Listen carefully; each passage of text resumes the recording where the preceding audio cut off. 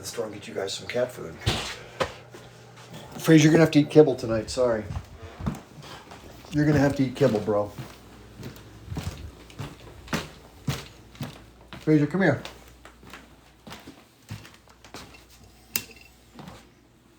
Jesus Christ, man. Unbelievable. Hey, good evening. Trying to find some food for my cats. Well, it's a crazy world we live in. The drama is just beyond... I can't even get my head around it, man. Holy smokes. Holy smokes. Hey, Sheila. I don't know if you...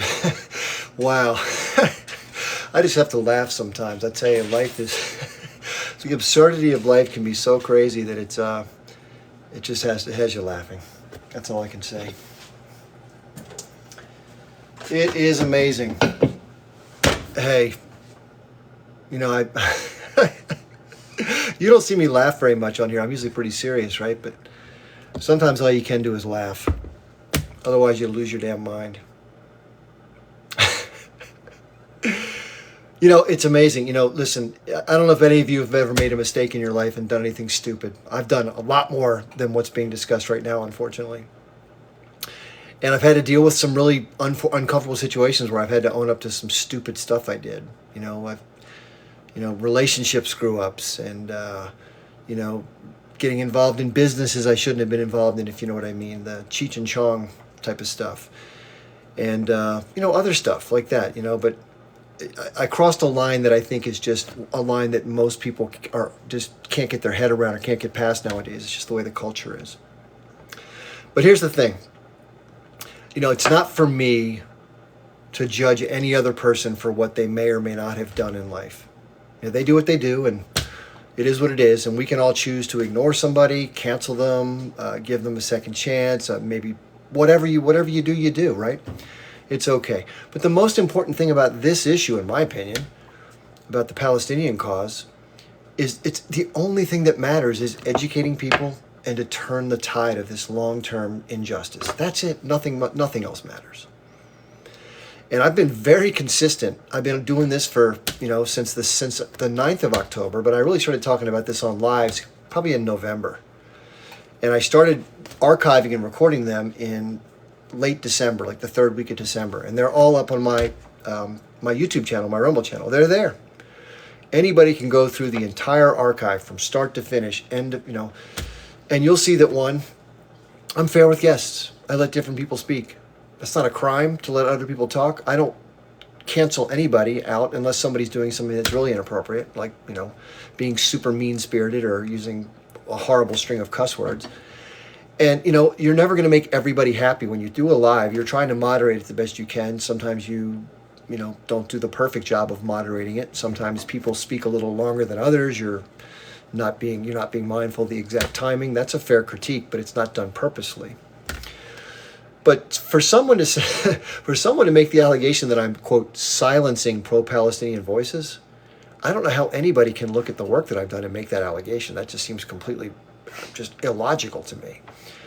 And yes, I do give time to people who say things that I don't agree with, which, by the way, that's part of the way I like to do conversations. I think it's good. You know, my whole thing about not just this issue, but everything in life is to challenge the things that I think I know, because the only way I've ever learned anything prior to today is by doing that exact same thing. It's like reading something different, listening to someone who has a different take. I don't think that's crazy to do. I think that's actually the right thing to do. But other people, you know, categorize that as being like, you know, sleeping with the enemy, so to speak, or whatever. Anyway, I don't know. But there does seem to be there's a cultural difference now. I guess it's a generational difference is the way to put it, between how people respond to certain things they have a worldview, they have a way of thinking, and if something challenges in certain ways that worldview, they just go berserk. And so example, if somebody did, you know, helped you move your house, and you know, took care of your kids while you were out of town, and took care of your dog, and, you know, for 5 years, and then one time they said something that was inappropriate, you just completely eliminate that human being and say, oh my God, that person's just the worst kind of human. They said something I didn't like. It's like, dude, what in the fuck is wrong with you? That's just not how I think. Let me give you a good example. So there's someone named Andrew Tate and Tristan Tate. A lot of people have heard of them. They've been canceled from a lot of platforms, which I don't agree with, by the way. I don't like I did a lot of work to try to find out what was the truth or not, like I always do. And the Tate brothers, if you don't know, they're guys that got very wealthy, basically convincing women to like them. They'd sleep with them, and then they would convince them to go onto these different like adult webcam things to make money. And they never really loved any of the girls. They just used that process to try to, and they've made courses of how to do this and tried to sell these courses to other men to do it to more women. I mean, it's disgusting, right? I find that reprehensible. I would never do that.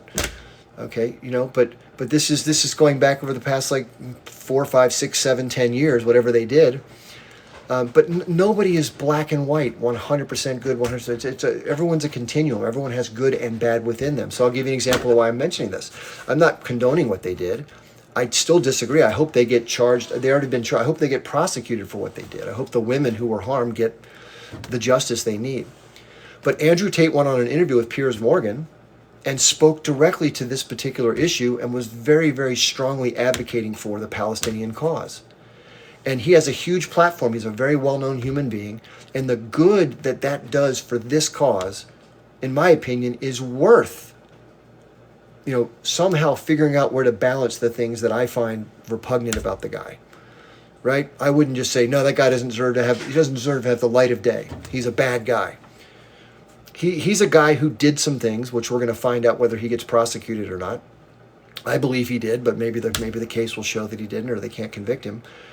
But I'm not going to not listen to somebody who's willing to advocate for something that I do agree on, whether it's this issue or any other that matters. If it's someone who advocates for peace. Literally, if Charles Manson, who was not a good guy, who did some crazy shit, if he came out of jail, if they let him out, and he started advocating for peace to avoid world war, I would commend Charles Manson for pursuing peace. Because I don't give a fuck what the guy did. If he's doing something good that I believe is right, I can point to that one thing and say, hey, that guy's doing something that I believe is good. I'll give you another example. Donald Trump. I don't like Donald Trump. I don't agree with his policies. I don't like the way he talks about, I don't like how divisive he is. I don't like much about the guy at all. He's kind of screwed over people that have worked for him. He hasn't paid certain contractors, which I used to be a contractor. I don't admire any of that. I don't respect the guy. But if he does something that helps the world be less likely to go to nuclear war, I'm for that. So as an adult, I can look at the body of the guy and say, I don't like 96% of what the guy is or does. But as a rational person, I can say, I like the 3% that he did. It's not, I have family members that literally the guy could bring a suitcase with $1 billion, drop it on your doorstep, and they would say, hey, why wasn't it 2? This is literally how they think. There's nothing this guy can do under any circumstances that are right. That's just not how my brain computes stuff. So there's a difference in the way one navigates that in their life. Everyone has their choice on how they want to do it.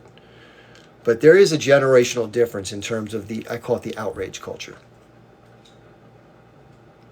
Now, let me address once and for all. I'll do it one more time. I've done it many times. I'll do it one more time here. If you don't know the story, and this is true, and I can't change it because it's a screw up, and I'm going to share it with you.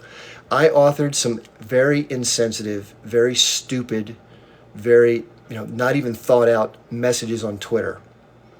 One in January and one a while back. I don't even know exactly when it was. I've not gone back and looked at the details. But basically what it was is it didn't say any language directly. It didn't say any, words that are prohibited. But it did take a circumstance that I was being critical of as far as the behavior involved in a video that I saw. And other people were ganging onto this video in ways that I should have differentiated myself from, but I didn't. So what I did was I made an allusion to a word through some sort of clever language. That's a word that obviously it's prohibited when it comes to African Americans. And so because of that transgression, which was bad and worthy of criticism to whatever degree one wants to, I admit it. I held 2, just to be clear. First of all, the first thing I did, just to be clear, because the message here, in my opinion, the most important thing here is what the benefit that accrues to Palestinians. The ultimate thing is, I believe, and again, this is just having studied it, and this is what I've heard people say, they want dignified autonomy and self-determination, however that can be arranged. So that's the goal, right? That's why all this fighting is happening, because they're not able to achieve that aspiration. So the very first thing I did, this is not trying to say, how can I make myself look better? How can I get away from... No, it wasn't about that. What I did, I contacted 5 different people who I respected, who I knew were very influential content creators around the pro-Palestinian side. And I said straight up, what do you think I should do? I don't want to be a distraction. Can you please tell me what you think I should do next? Trying to be humble, trying to be like, hey, I fucked up. I don't want this, my screw up, to be a problem for the bigger issue. So tell me what you want me to do and I'll do it. Right? So faced it, owned it, apologized for it. And what people told me to do was, they said, listen, your advocacy is more important than your screw up. You know, what you did was bad. But what you should do is apologize for it and then keep doing the things you're doing that are good. That's the advice that I got from every single person. It wasn't like a group call. I contacted 5 separate people separately. Every single one said that. So in light of that advice, I continued to do the work that I'm doing. Now, recently, in the last day, 2-3 days, a lot of this stuff's been drummed back up. It's like, you know, the sediment at the bottom of the barrel got brought back up. Not that it isn't, not that it is inappropriate to bring it up. I think anybody who's upset about anything somebody ever says that's in a historical record has a right to bring it up, and a right to be angry, and a right to call you out, and a right, if they so choose, to cancel you, or to say things about you that they want, to discuss it any way they feel, and to be, and granted, I acknowledge that the things that I did were hurtful to people. So what I did, if you, those of you who, I don't know if people are following me now who were there at the time, so what I did was, and this is what I thought was the right thing to do, and maybe I didn't do it the right way, but what I thought the right thing to do was to have a live like we're doing right now. And I did this for 2 straight nights, for those of you who remember. And then what I did was, I spoke to it like I'm doing now. And then what I did was, I let anybody who wanted to come up as a guest, who had been part of my whole orbit, so to speak, who wanted to share their input, whether there's someone who happened to be directly affected by it, indirectly, whatever, it didn't matter. Because I thought the right thing to do was to let people come up and speak their piece. You know, when you screw up and you have an online following, I think it's good to address it head on, not to go run and hide. I could have done that. I could have just closed it down. But again, the advice I got, I followed. So people came up and they said some things that weren't easy to hear, that made me feel crummy. And I still feel crummy about it. And I disappointed some people, and I really upset some people, and I really hurt some people. And I still feel terrible for having done that. You know, it's nobody wants to step on a grenade that you set in front of yourself. It was just idiotic, stupid behavior. Now, some people draw from that there's no next step, that it's a line too far to cross, and therefore that line's crossed, and there's just nothing more to be said about it, other than just complete excoriation and whatever it is. And if that's where you happen to be, if you're listening to this, or if others are, who am I to say what you feel and how you want to deal with somebody or someone who does something that upsets you? It's not my place. You know, what I thought was the right thing to do, I did at the time. And the reason I did it is because if I was somebody in those, I thought, what would I want someone to do if they did this and I was pissed at them? How would I want them to deal with it? And so that's what I did. So now what's been happening is this whole thing is blowing up into this huge ordeal where it's being, you know, just completely dominating the landscape of conversation, which was the first reason I contacted people and said, I don't want that to be the case. I'd much rather just, you know, kind of drift into the background and just kind of be quiet if that shit was going to happen. Because I know that that's disruptive, and the most important thing is what I mentioned earlier, that the whole aspiration of the people, and to stop this crazy genocide bullshit and have a ceasefire and have aid come in and fix the political problem long term. Because I've known about this for a long time. It's been far overdue. Plus, with the fact that so many more people's eyes are on it, like we talk about, and so many more people have an awareness of what the Israelis do versus what they say, that was the most important thing, is that, you know, while the iron is hot, you know, get people's attention and learn the truth. And if I was going to be a negative, a detraction from that process, the last thing I wanted to do was be that. Now, you may think that's insincere. You may not believe me. You know, all I can say is, you know, you have to watch what somebody does the work they do, the time they spend, the things they say over and over and over again. And so some people, no matter what you do, are always going to doubt your sincerity, or they're going to say you're a bad person who doesn't deserve to talk about something like that. If that's how you feel, understandable. But the thing is, if that's how you feel, then you can make a video, you can host your own lives, you can disparage people you disagree with, if it's me or others. What I've tried to do is to use whatever things I did have remaining after that had occurred, based on the advice I got, was to keep moving forward. That's it. Nothing more. Not making excuses for it. Not saying not saying it's behind us. Not saying you should put it behind you. You have to do what you have to do. So that's what I've done, and that's why I'm addressing it right now, because the last 3 hours on somebody's live, Zobeda, who's a very respected content creator, has been about me and the shit that I said on Twitter. The disgusting, stupid shit I said on Twitter, to be fair. Okay? And I think that's wrong. Now, there was a lot of different opinions that came up. Some said, some people said some pretty harsh things, which is, again, understandable. And other people, maybe some that are a little older, I'm not going to mention any names. I know I mentioned Zobeda, it was her live, that's the only reason I mentioned her name. But others said things like, hey, the most important thing, like others gave me, is the cause at hand, which is how I feel.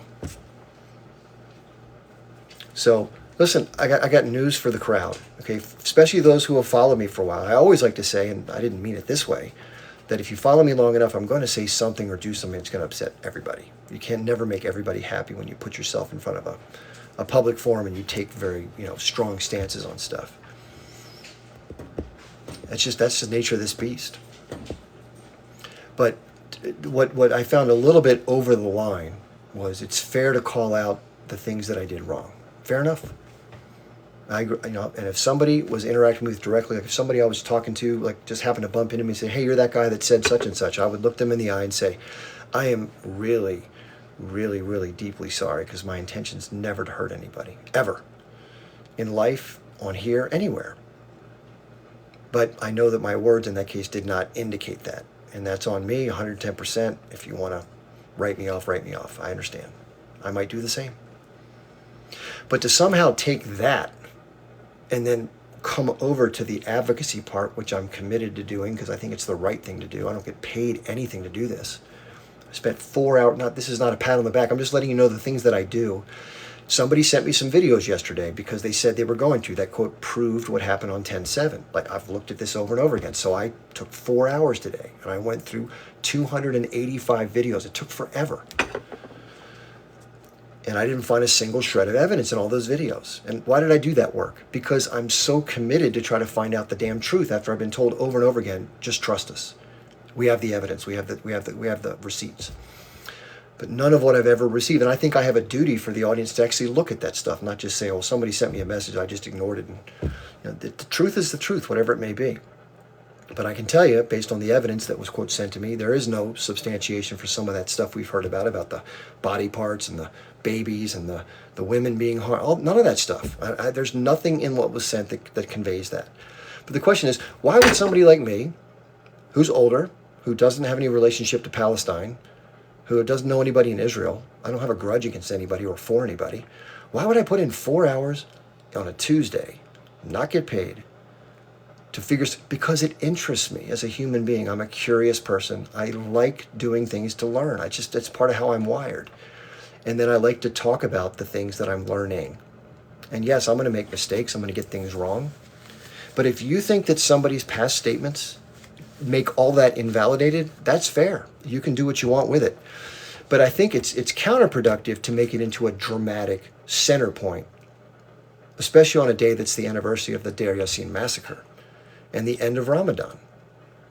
Now, this is just, I think there's a time and a place and a way to resolve differences between people, your anger, whatever your shock, whatever it may be. And this is my opinion. I think the way this was aired out, the way this laundry was sent out on the line, was not the smartest way to do it. Now, granted, this is not unique. This has happened before. People have had arguments on the pro-Israeli side. There's always going to be interpersonal differences, stylistic approach differences, squabbles. It happens. It happens. And everyone's entitled to their point of view. It doesn't make me right because I feel the way I feel. Obviously, I'm me. And it doesn't make them wrong because of their outrage. Again, there's a generational difference. I think people that are older like myself tend to not think so strictly black and white in terms of rigidity, and others do view things more black and white. You're either never done this or you have done this, and if you have, you're automatically just everything's bad. So again, that's just a different way of going through life. And this is the unfortunate part. This is what a lot of times happens with people who are incarcerated. Once they have a felony on their record, it's very hard to get work. It's very hard to live a normal life, which leads them back into crime. Right? That makes no sense. It's probably the principled thing to do is to marginalize somebody who wronged society or wronged somebody. But is it the practical thing to do? Definitely not. But this idea of purity, like, well, I've never had this problem, so this person deserves what is that? I think we know from the scriptures, and I'm not a religious person, but I like the principles that I've learned about from the religious scriptures. And I think the one says, let you who is without sin cast the first stone. The idea being that, none of us are perfect. We all have something. I guarantee you that at least one person in this orbit that's being so drastically condemning things has at least had a thought go through their head at some point in their life that probably crosses a line that they're not proud of, even if they didn't verbalize it or write it down or whatever. I think we all go through times like that where we probably are like, damn, that was kind of messed up. Why did I think that, right? That's just normal. So again, this purity test, this condemnation, this scarlet lettering of people in life, if what I do is, if I don't want to watch Andrew Tate's videos, when I see one pop up on my feed, I just bypass it. I'm not a big fan of the Tate brothers. I think they're kind of gross. But when Andrew Tate had his interview with Piers Morgan and he was standing up for Palestinians, I watched it. Because it's not about the messenger, it's about the message. Right? So anyway, I want to get that out of the way. And there are people in the chat that are going to feel differently. That's fine. In fact, if you want to come up and talk about whatever you want to talk about, I'm always open to talk about anything. You know how I am. But the thing that really got me upset was there's, and I'm not going to mention this person's name as much as I would like to. Trust me. But one of the things I really refrain from is going after individuals. I just think it's counterproductive. But there's one individual, I won't mention their name, I won't even say the gender, that they said things that questioned my integrity with respect to where I stand on the movement, that I was purposely silencing people, kicking people off, muting people, that side on this issue where my conclusions come down. I thought that was really unfair. And I think the person who's making those claims, they just have no idea what the hell they're talking about. That's just not how I do things. If anybody watches the lives, you can love me or hate me, but I got to be one of the fairest persons here on TikTok. There's just no way to dispute that. And I'm also very polite to people. You can hate my previous behavior, but I don't mistreat people. I don't verbally berate people. I don't talk down to them. I don't disrespect them. I don't use name calling. I try to give people equal time, even though sometimes they say stuff that I absolutely am just biting my lip. And again, the most important thing is the issue, right? So, when you hear a lot of criticism, we're all normal. We all have basic feelings, right? And the last thing you want to do, you kind of want to be like, okay, well, then I'm going to take my ball and go home, right? That's the first thing that comes to your head. If people aren't going to say anything good, if they're going to, but that's, I think, again, that's just being overly emotional. And here's the thing I would invite to those of you who disagree and think that I'm a scumbag or whatever. You don't have to host me on your live panels. You don't have to have me in your comments. You can ban me. You can block me. You can do that to anybody you don't like. You don't have to come up on my lives if you don't want to, if you think that that's somehow soiling your good reputation. But know this, and I want to hear this very clearly, I am a good advocate. Regardless of my flaws, I'm an effective advocate. I'm a good communicator. I'm thoughtful. I'm considerate towards the people that come up on these panels. People like the format who have watched it, regardless of whoever would do it this way. I think Eric Warsaw is another example. SoCal Smitty's a good example of people who comport themselves well. I don't know what Smitty's life is. I don't know what he's done. I don't know much about Eric. I just know what I see of them and how they do things. So that's what if I like the way somebody does things, I gravitate towards their work. Just like I gravitated towards Andrew Tate talking to Piers Morgan. and the things he said. That's just me. So, anyway, so today is the anniversary of the Deir Yassin massacre. Again, we hear this storyline that it's everyone is against the Jewish people, and that all that ever happened when Jewish people have gone wherever they've gone in the world is everyone's gone against them and tried to hurt them, and that's all that's ever happened. That's not true.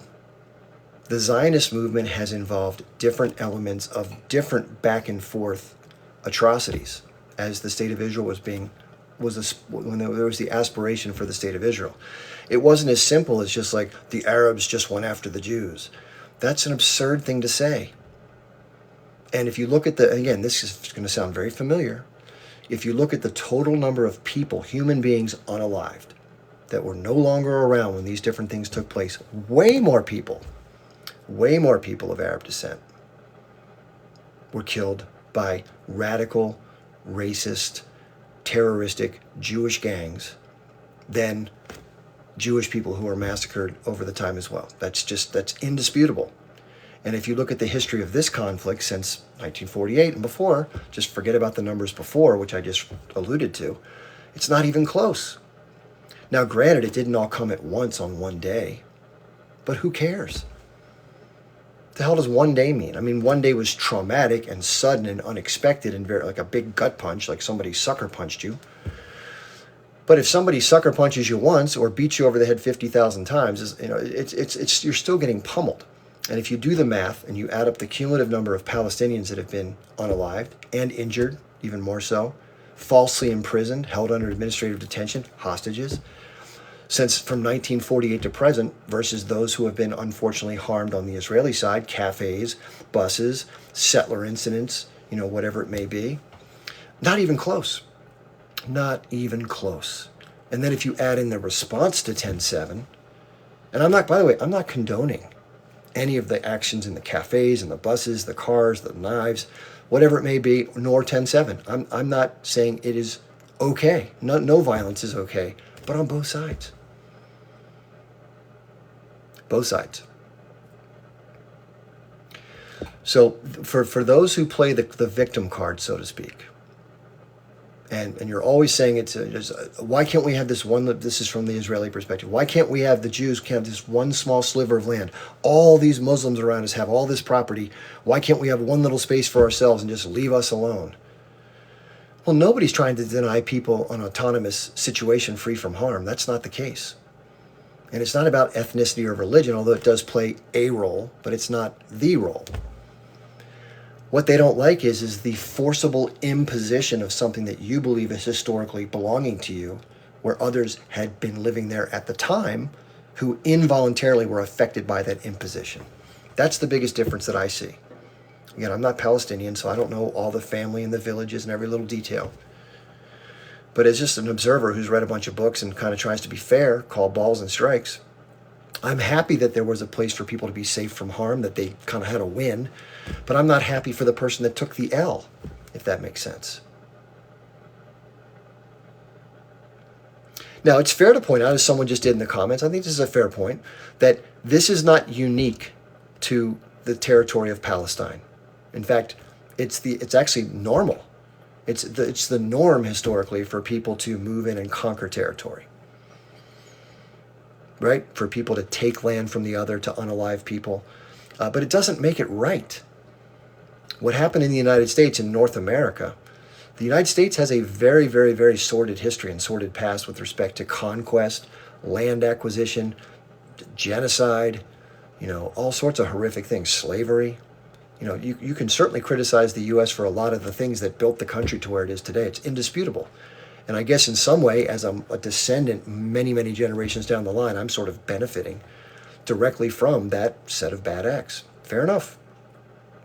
Doesn't make it right. And it doesn't make it any more right for someone to do it in 1948 in Palestine, or currently right now in Gaza, or in the occupied territories, or anywhere else on the globe that it's happening. It doesn't make it right.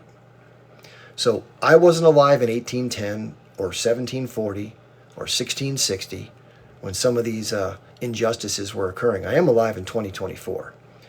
And one of these injustices that we're discussing that's not from the ancient past is happening right now. And I only have the voice I have while I'm living. And so therefore, it's fair to speak out to the thing that's wrong that's happening right now. Now, everybody in America could leave America right now. Every person who's of European descent could leave the country, and we could return the land to the, I don't know how many members that are indigenous that still live in the country, that were given a really raw deal, land in Oklahoma, maybe some other reservations, etc. And that could happen. That's probably the fairest thing to do in terms of equitable. Now, in terms of what's pragmatic, I think most people understand the difference between fair and practical. So the question is, how do those two terms apply to this circumstance in Israel with respect to Palestine? I think what most people have looked at, what would have been fair and pragmatic, is what the H group changed their charter to reflect, which is they would be willing to accept a two-state solution based on the pre-1967 borders, which means the settlements that have been built out at record rate in the West Bank, 700,000 plus people, a lot of them from the U.S., through this whole idea that if either you convert or you have a family member that happens to be Jewish, you can just come on over and take some land. Welcome aboard. Doesn't matter if you're of European descent, doesn't matter where you're from, just come on in. You're one of us now. Welcome to the homeland. That doesn't seem fair when the very land that somebody who was forced off of, 75 years ago, they can't even look at the land, much less go there. That doesn't seem fair. So, but these settlements have made that completely impractical. There's no ability to have a contiguous landmass to create a state. So a lot of people look at a one-state solution. Okay, let's just put everybody into one contiguous territory. Let's give them equal rights under the law. Let's have a democratic process. Call the country whatever the hell you want. If you want to call it Israel, whatever you want to call it, Palestine, you want to call it Pisrael, it doesn't really matter what the name is. The point is, people need to have rights, and they need to have autonomy, and they need to have self-determination and basic dignity, which they don't have right now. People who live in the occupied territories in Gaza are not being treated in a dignified manner. They don't have equal rights to those who have taken that land from them. Now, if you're from Israel or you're someone who supports Israel, you're going to say that's not true. There's 2 million people that are non-Jews that live there that have equal rights. We hear that a lot, right? No. On paper, yeah, that people on paper have rights in Israel. And that means that if you're somebody who's a professional or wants to move through the ranks in the system, navigate the maze, as it were, it can be done. It's not easy. There are ways that society organizes around majority that it doesn't work as well for minorities. And if you're non-Jewish in Israel, it's not as easy. Let's face it. I mean, that's an absurd statement. Of course it's not. Is it possible? Yeah, it's possible. And some people do end up in the military, in the judiciary, even the Knesset, et cetera, professionals. But it's not indicative of the majority. It's not the experience of most people who are from that group of citizens.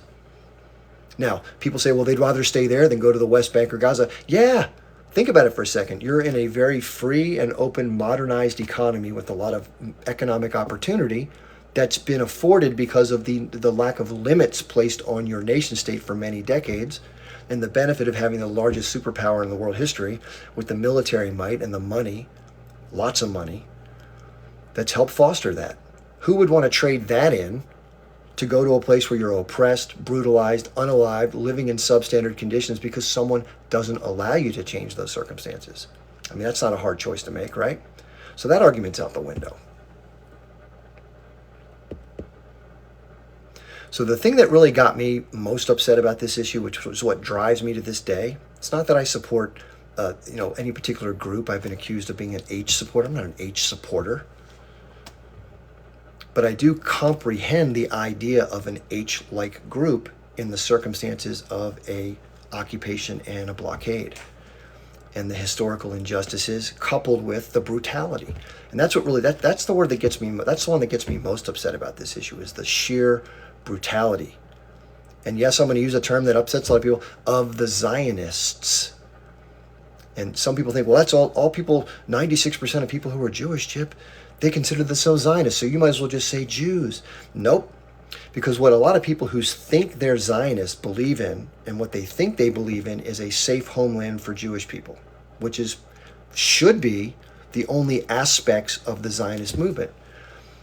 And if that were the case, it wouldn't necessarily be as an imposition on others. It just happened to be that way. Then they support it because it is the one that worked the way out it did. But what the Zionist movement does is so much greater than just provide safety for people. It purposely and self-servingly dispossesses others of their rights, of the land they've been living on, of their dignity, their respect, their humanity, etc., etc., etc., through massive and punitive military force, asymmetric military force. That's why I take issue with it. It's not about Jewish. It could be the other way around. I've talked about the role reversal. It could be an Arab state that was carved out by the British Authority. And of course, a bunch of Jewish states that surrounded it attacked. It happened to win the battle, so it maintained its life, and it has done what it's done since. And if the same exact behavior had played out, but it was done by an Arab repressive government against Jewish people, I would be advocating for the dispossessed and marginalized and brutalized Jewish people. That's it. Somebody said, no, Tarzan, that's ridiculous.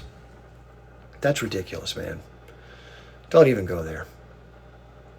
So listen, I have gotten death threats, by the way, though. This is interesting. I got a death threat yesterday.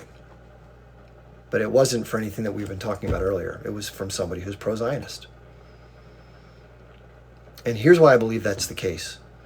Because obviously for an American who has a whatever size following on an app like TikTok and sort of, outspoken and doesn't fall prey to silly arguments and is willing to stand the ground, and makes logical arguments that people who are new to the issues can kind of look at and say, make heads or tails of, it's a threat to the narrative. Now, I'm very small fry, right? I'm 118,000 followers. That's nothing. But still, it aggravates the crap out of people who want people to see the things from their vantage point. I'm not dismissive of the argument that people make who are pro-Zionist. I understand it. I even can relate to it in terms of if I were in their shoes, if I had walked in their shoes, I might agree with it.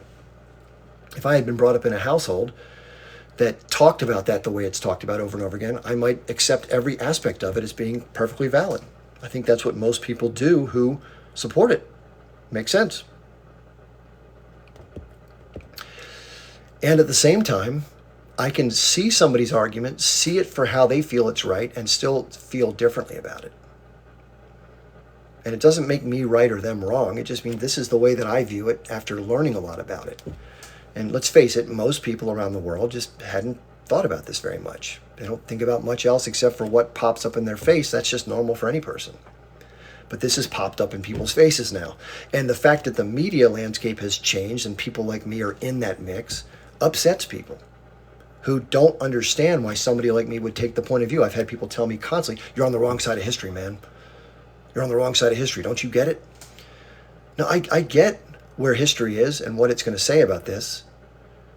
I just don't agree with that. I think that it's the exact opposite. I think that the Germans in World War II were on the wrong side of history. I hope you agree with that. And I would say that the Israelis, with what they've chosen to do, with the way they've chosen their actions, they're on the wrong side of history. Doesn't mean I agree with what happened on 10/7 or the tactics or the harm to civilians. That's you can't put those two in the same sentence. But and this is the other thing about expectations. If you're any country, United States, Israel, doesn't matter who, if you subject another group to brutal and ongoing oppression where you make peace impossible because you claim for your needs, your security interests override the chance for someone else to have self-determination. If that's the narrative you frame and you decide to go with that as your modus operandi, you should expect blowback for that. That's just normal. And I'll tell you how normal it is. When the Germans were repressing Jewish people, there was a younger group of more agitated individuals who said, no, we're going to fight this. And they did, as they should. As should people who are under those circumstances, not just in Palestine, but anywhere. Right? So if you see it differently, if you think people should behave, sit back and behave, well, you have to be fair. You would have told the American colonists who were under British rule, they should have sat back and behaved. We'd still be a British colony. And you should have told the people in South Africa who are being ruled by a white majority, they should just sit back and take it. No ANC, no fight back. Just enjoy your life. Make the best of it. Or you can say to the Palestinians, enjoy your life, make the best of it. Don't fight back, be peaceful. Meanwhile, your oppressor continues to oppress you further, somehow expecting you to be like, just get along, go along. That is an absolutely absurd thing to expect of any marginalized group, in my opinion. If you think I'm seeing that wrong, what is the other path? And then we hear, well, the Arabs have turned down peace 5 separate times. That's all they do. They're just violent people. That's clearly coming from the mouth of somebody who has never studied the specifics of the peace accords. Because if you study the peace accords and you look at the details, not one of those were good deals for Palestinians. As much as you're told to the contrary, you're told over and over and over, we gave them great deals 5 times. All they did, no, you didn't. Somebody asked here, is Egypt oppressing PALs? Egypt has its own legitimate state interest. It's a sovereign nation, and they're not responsible for fixing the problems of Palestine or letting all Palestinians into their territory as refugees or anything else for that matter. In fact, I wish as their duty they would do more than they're doing. Their leadership is completely compromised by the West and its relationships with Israel and the United States, unfortunately. And that happens in a lot of countries now that should probably be doing something in terms of principle, but they're not because of other considerations. But these expectations of peace, I mean, if you think that on 10/6 things were peaceful and that, quote unquote, they started this, you have no historical understanding of this conflict. You just don't. You've never taken the time to fully understand it. Of course, if you take the tack that it's our land and therefore anything that gets done it's ours, so anybody else is pushing back is that they're the bad guys. Yeah, that would make sense. Except all you have to do is turn the tables for a second and imagine that your family was living in a village in a territory where the new state was formed and you got kicked off. And the answer is, if you're okay with that, then you're being consistent. But you probably wouldn't be okay with that, which is also pretty normal, right? So you'd be angry at that. You know, when Jews have been expelled from previous territories, nobody said, hey, thank you, right? That was bad, unfair, inappropriate. Keep on going. Well, if you're going to use the same logic, you have to be the same in all circumstances. You can't say, well, I know I would hate that if it was me, but because my group gets to win and have this, therefore, too bad, right? Too bad. And that's exactly what happened. There's another story that goes on where, hey, the Arabs were told, just leave. You can come back in 2 weeks. Once the war's over, you can. That's not how it happened. There's a lot that happened before the war, if you don't know, in terms of people being terrorized and forced off their land by groups like the Irgun and others. Again, it's painful to me how few people who think they know everything about this have never once read a book about the history. They just go with the tales their family has told them. Oh, it's Kingdom of David. It's our land. God gave it to us. No. Is it Call Girl? Cali Girl? Call Girl? Not rewriting history, Call Girl. Not at all. But I would imagine, I don't want to single out anybody or say it in a mean way, but I would imagine people who say that I'm rewriting history have not read it, have not read a single unbiased account of this particular conflict ever. And they're saying that the history as they understand it, as was told to them by their parents, by their Hebrew school, by their upbringing, by their experience going to Israel when their birthright trip, that's the version of history that they understand because that's what was given to them. But that's not history. That's what's called a narrative. And most people who support Israel in my walks are super duper duper under the spell of what I consider to be a cult-like narrative. A cult-like narrative. And that's why we have all these problems. That's why we have these arguments on TikTok Live, these debates. So that is what it is. I'm not going to go too long tonight because this is a sort of an impromptu live. Tell you what I'll do. If Poker Queen's in here, I had an interesting conversation with Poker Queen. I don't know if she's in the audience. If she is, welcome.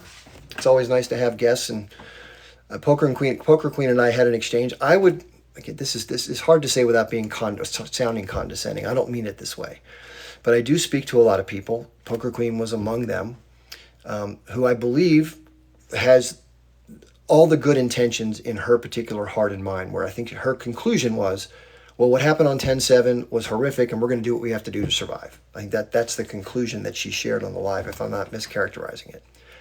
And that's a very simplistic view, but it doesn't allow the dissection of what has happened in the past to an extent that is necessary to be fair-minded about this. And we went through the examples of South Africa and the United States, and Poker Queen agreed that both of those were legitimate resistances. But then when it comes to Palestinians, no, not legitimate. Or just skip to the point, we're going to do what we have to do. But you have to, and everyone who's going to look at this from an objective point of view, if you're not somebody from Israel, not somebody from Palestine, and you're going to try to make heads or tails of this, you have to apply the same standards throughout the analysis process. So if you believe that the Warsaw Ghetto Uprising was permissible, was to be supported, which I do, right on. If you believe that the tactics used by the American colonists were fair to get rid of the British, I agree with that. If you agree with the South African majority population who was trying to overthrow the minority population, if you agree with their tactics, and they have a right to do that, I'm with you. And therefore, I would say that if you look at this thing as what's happened to whom and how, and who does what to whom, it's unfair to say that Palestinians who have been on the short end of a very asymmetric stick under brutality of an occupying and colonial power have the right to resist as well. That's just being consistent. Doesn't mean that we have to agree with the group who did it, the tactics they used, who got harmed. That is not a part of someone else's analysis. That's acknowledging the framework, only the framework. Okay? That's being fair. And I know that's hard to hear because we all want to think of ourselves as the good guys, like, oh, my country's the good guy. I'm at a point in my life where I've realized for a long, long time that the United States, not the people, not the average citizen who's not involved with any of this crap, not the average Israeli, for gosh sakes, or the person around the world who supports Israel. It's not their fault. But what the governments have done, their militaries, their police forces, the tools of authority and force have done, is not moral, not okay, not all right, not the same things you'd want to have done to yourself. The golden rule was broken. It was thrown out the window. It was stomped on. It was, lit afire. So we also hear this language about river to the sea. Oh my God, these people have genocidal intent towards us. They say from the river to the sea at these, someone said last night, at these hateful protests where I feel uncomfortable. I'm really sorry that you feel uncomfortable at these, quote, hateful protests. How many people have assaulted you? Well, that's not, how many people have assaulted you? 0, right? No violence. Now, how many little kids living in residential homes in Gaza in the last 3 months have been killed, squashed, destroyed, blown apart? 14 to 16,000? But your feelings are way more important than someone else's life being taken, right? With nobody ever having done anything to harm you physically, ever, because you feel uncomfortable at these hateful protests. So what does the river to the sea mean? Well, it could mean, if you believe people who make this argument, that it means that everybody wants to get rid of the Jews from the river to the sea. They got to go into the Mediterranean. They got to go or they're going to be unalive, right? That's the argument. Oh my God, that's genocidal. No, think of it this way. In 1910, there was a certain arrangement in the territory, and it wasn't a Jewish state. It wasn't an Arab state. It was a majority Arab populated but Jewish indigenous region where people lived in the same territory. That's not historically inaccurate. And Palestine, the region that it was called at that time before they formalized the state of Israel, which is now recognized internationally, Palestine will be free, meaning free from an artificially imposed set of boundaries by an ethno-state of others to their benefit, to our detriment, or to the detriment of the majority. And it will be free from that delineation, and people will return to a living arrangement that was very similar, with some changes, of course, based on population growth and modernity, as it was prior to the artificial imposition of the ethno-state. That's it. That's all it means. It's not the intention to hurt anybody. It's not telling people they have to go anywhere. It is saying that if you're somebody who cannot accept that, and you will not allow that to happen without the use of violence or whatever, that's a different story. But as long as you're somebody who can be democratic and conciliatory and accept that reality that was the injustice being undone, that, I know that sounds anathema to some people, like, oh my God, that you're asking for the destruction of Israel. You're making it sound so dramatic. It's not about, quote, the destruction of Israel. Imagine the United States split into 5 regions, and each country, like what happened in Yugoslavia, very similar thing. People in Yugoslavia weren't, every single person wasn't unalive. There were some crazy things that happened with the Serbs, but not every person went bye-bye. The different ethnic groups cordoned off different parts of territory to have autonomy. Same thing with this, same exact idea. So don't be a drama queen. Don't be somebody who's so, oh my God, someone's going to victimize me. That's not to negate the trauma of 10/7. Nobody should dismiss the trauma caused by 10/7. That would also be not being consistent in terms of being compassionate and decent towards people. Now, speaking of 10/7, good segue. So there was someone I was on a live with yesterday. His name is Moroccan Israel, or Morocco Israel, or something like that. And he said to me, by the way, after saying some very unflattering things to some of the panelists, he called them affiliated with T groups, internationally banned T groups like Boko Haram. I'm not going to mention the names, but this person said some pretty cruddy things, I think, that weren't substantiated by any evidence. And I don't think they have no basis in reality. But, things that weren't very nice to say about people, and just unnecessary jabs. But then he said to me, I'm going to send you a link to a bunch of videos that will prove beyond a reasonable doubt everything that you've had questions about as far as 10/7, and others, not just me. So you have people who have wondered, hey, what really did happen that day? Are some of the really, really, really bad allegations, are they true? Some people say absolutely true, beyond a shadow of a doubt they happened. There's no question to be asked. You're a horrible person if you even begin to think that something may not be 100% as was alleged. Okay, I hear you. So they said, we're sending the evidence. So I got a link to a Telegram group that was 331 videos. They said it was going to be 250. It was 330. So I spent 4 hours today, a little more, watching about 85 or 90% of these videos. Now, a lot of them were duplicates. They were just scattered different places. A lot of them were for outside the country because I had seen these videos in prior conflicts. So I thought that was pretty lousy. One was from Mexico, of all places, trying to blame it on the age group, which is, again. Anyway, but I looked through all the videos, and guess what? There wasn't. There was no evidence that substantiated the claims of, the S assaults and the mutilation stuff and the little babies and the people being, torched alive, or whatever you want to call it, or heads coming off in record rates. None of that stuff. Now, it's not to say that none of that ever happened, because it could have. But someone who makes the claim, and this has happened so many times before, I've lost count, where somebody tells me, hey, Chip, you're not going to believe this, but I have all the evidence to prove everything you're saying is, you're not being right because I have the evidence. Okay, let's take a look. I mean, I'll acknowledge it to the T. If you send it, I'll look at it. I'll spend the time. This happened with me and an IDF soldier, I think like maybe 2 weeks after the conflict. We had a little Zoom call. And he says, okay, I'm going to send you a bunch of stuff on Telegram. Take a look. So I did. It took me, again, this took me a lot longer. And nothing. Now, I will say what was in these videos. And I'd seen about maybe 75% of all the content that I looked through today, I'd seen before. There was about 25% that I hadn't. I will say this. It was not fun to watch. It was disgusting. It was barbaric. It was cruel. It involved civilians. Things that I wouldn't do personally, things I wouldn't want anyone else to do to anyone else, no matter what. I think that's fair to acknowledge. It was brutal. And, I've had people tell me, and I got to be fair on everybody, I've had people tell me, well, the H group didn't do anything to civilians. Not according to the video that I've seen. That's not true. They did. I'm not trying to out anybody. I'm just telling you, I got to be honest either way, right? So if there is evidence of something, you acknowledge it. If there isn't, you say. But to be fair, there was a lot of evidence of a lot of civilians that were unfortunately harmed. A lot of cars passing by, a lot of people that were at the rave, a lot of people that were in different kibbutzim. I mean, this stuff happened. As much as I don't want to acknowledge it, I mean, it's sad, but it's true. But there's also a lot of other circumstances with regard to the response. And anytime there was a soldier involved, where I saw soldiers, I didn't look at that as civilians. These are uniformed soldiers.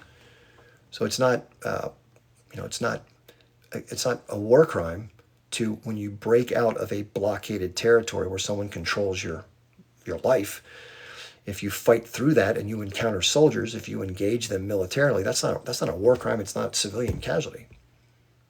So I think somewhere around a third of all the casualties were either police, security, or uniformed soldiers. And then the other 2/3 were mostly probably attributable to, or a good number to, the H group. I didn't see all the videos. I saw a number that were, I can't give you an exact number, but it was substantial. And then there's the response by the Israelis, especially, and this is the most important thing to think about, I want you to hear me clearly, people who claimed that the burnings were done intentionally. And when somebody say they burned something, this is what I think people think, like, oh, somebody lit somebody on fire, they poured lighter fluid. And no, the people who burned that day, not entirely, not 100%, but 99.5%, were unalived inside of structures, whether it's a vehicle or whether it's in a home, a kibbutzim, whatever. And the damage that was done to the kibbutzim in which these things happened were mostly because of Israeli response through tank fire or other weaponry that was more dramatic than what the H group had. I can guarantee you that because I've been in combat. I know what this stuff looks like. And the damage to the vehicles and the damage to the homes could not have been done by low-level small arms, RPGs, and rifles. And grenades. Just can't happen. So a lot of the vehicles that were burned down, in fact, the reason why the number was initially reported at 1,400, we heard that number, and then it was shaved back to 200, is because of all these bodies that were no longer, you couldn't even test them. They had to be checked for, where they came from. 200 of them were people who were charred from either civilians or militants that came across the Gaza border. That's why the numbers came down. So there's a lot of questions about that. But here's the thing. If Israel wants to make claims of stuff that happened, or the citizens say over and over, it did happen, yes it did, I can't doubt you. I've said that over and over again. I say, how can you doubt? I don't doubt it. But I haven't been able to corroborate it. And the journalists who have seen the compilation video from Israel have said this too. It was hard to watch. It was disgusting, as much of the stuff that I just shared. Gross, terrible, violent, repugnant, war crimes. I agree. But it wasn't indicative of those things being done, the ones that have really outraged the public, the babies, the burnings, the mutilations, the women, all that stuff.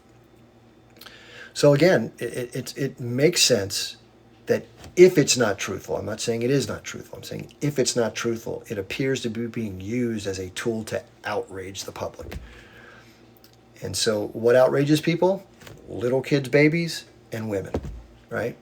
They think that's off limits. And any barbaric group that would do that are just unrepentant savages that need to be taken out in their totality, no questions asked. And then we get into the questions about how the event took place itself.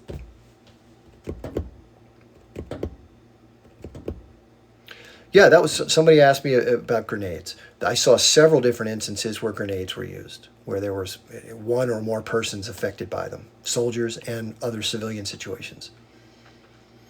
So again, I took the time to watch all this. I spent a lot of time today doing this. And again, the reason I spend this time is because I owe it to the truth.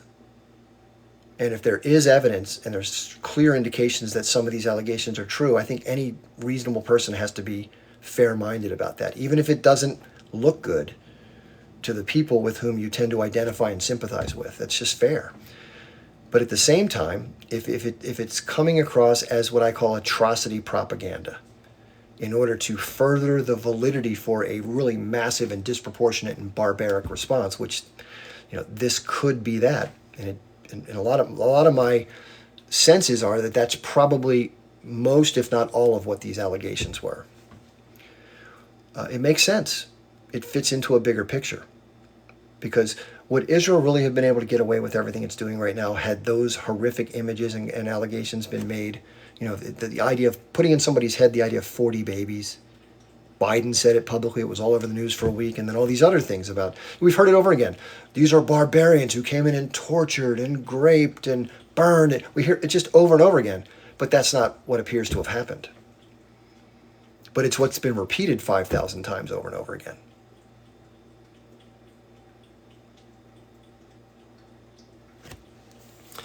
So anyway, I really wish that there was some solid evidence to back this stuff up, because I do not want to say things like doubting people's word, because, everyone wants to be on the side of decency.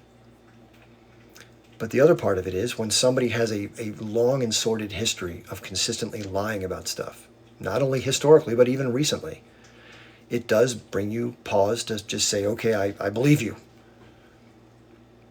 That's not unfair for anybody.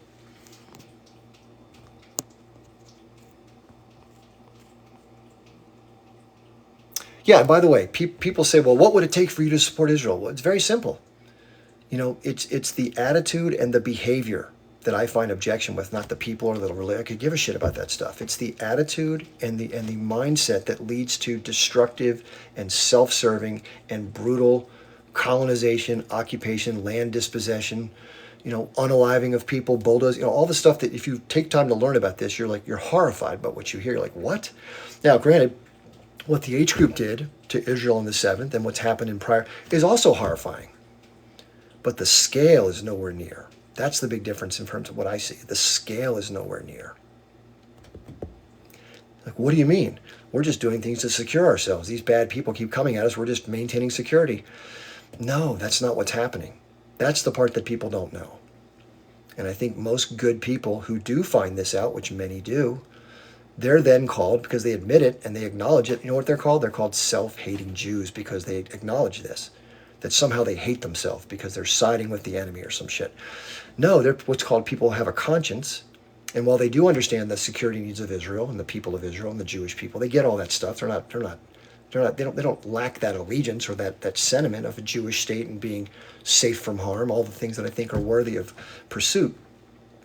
They see the brutality and the unnecessary brutality that accompanies the Zionist ideology that tries to further and propel things to its end, and then cloaks itself in Judaism, cloaks itself in the Jewish people, cloaks itself in decency and morality, playing the victim card, we're just defending ourselves, that whole spiel.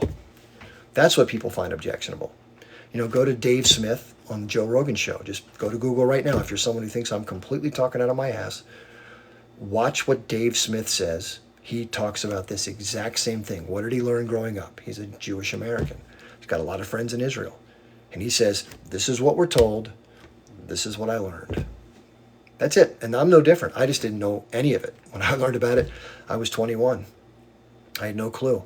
And what I knew was just the bare minimum of what most Americans get. And this was back in the 80s, for God's sake. So I didn't, had three TV channels. That was it. So we didn't get much. But what I learned in one of these college presentations, one of my classmates did, I was like, what?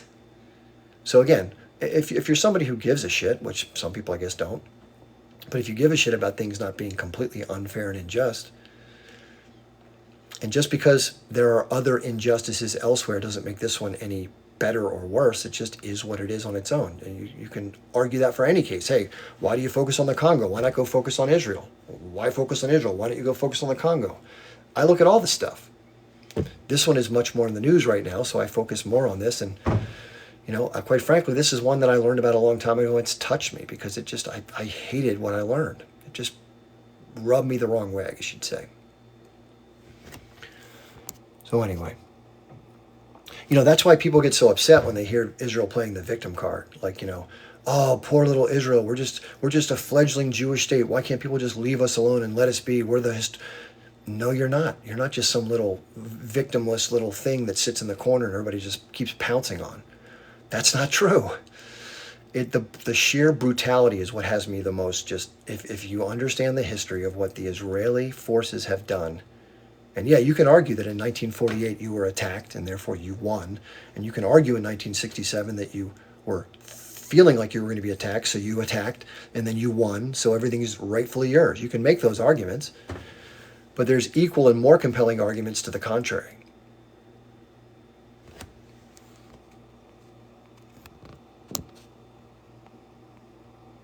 All right, I think it's a fair suggestion. Somebody says,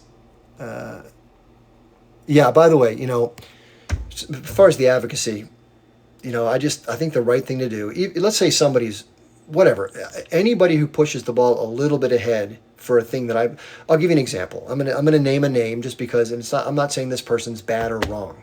I'm just giving you an example of how I process stuff. So I had a little bit of an uncomfortable interaction with someone named Fiona Ryan. Some of you may be aware of Fiona.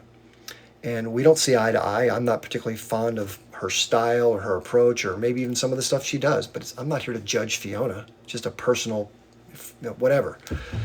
But I don't use that. I don't take my personal feelings and put them ahead of the benefits that can come to someone else who's going to try to do something, anything to help make people aware of what I believe is important for people to learn about. So to whatever extent Fiona does a good job of that, I'm like, hats off, good job, Fiona. Now, would I have Fiona over for holiday dinner? No. Would I spend hours on the phone consoling her if she, didn't win the lottery for the 15,000th time? No. But do I appreciate her work? Yeah, I appreciate the fact that she's making an effort. And that's just me. Okay, let's bring up some guests.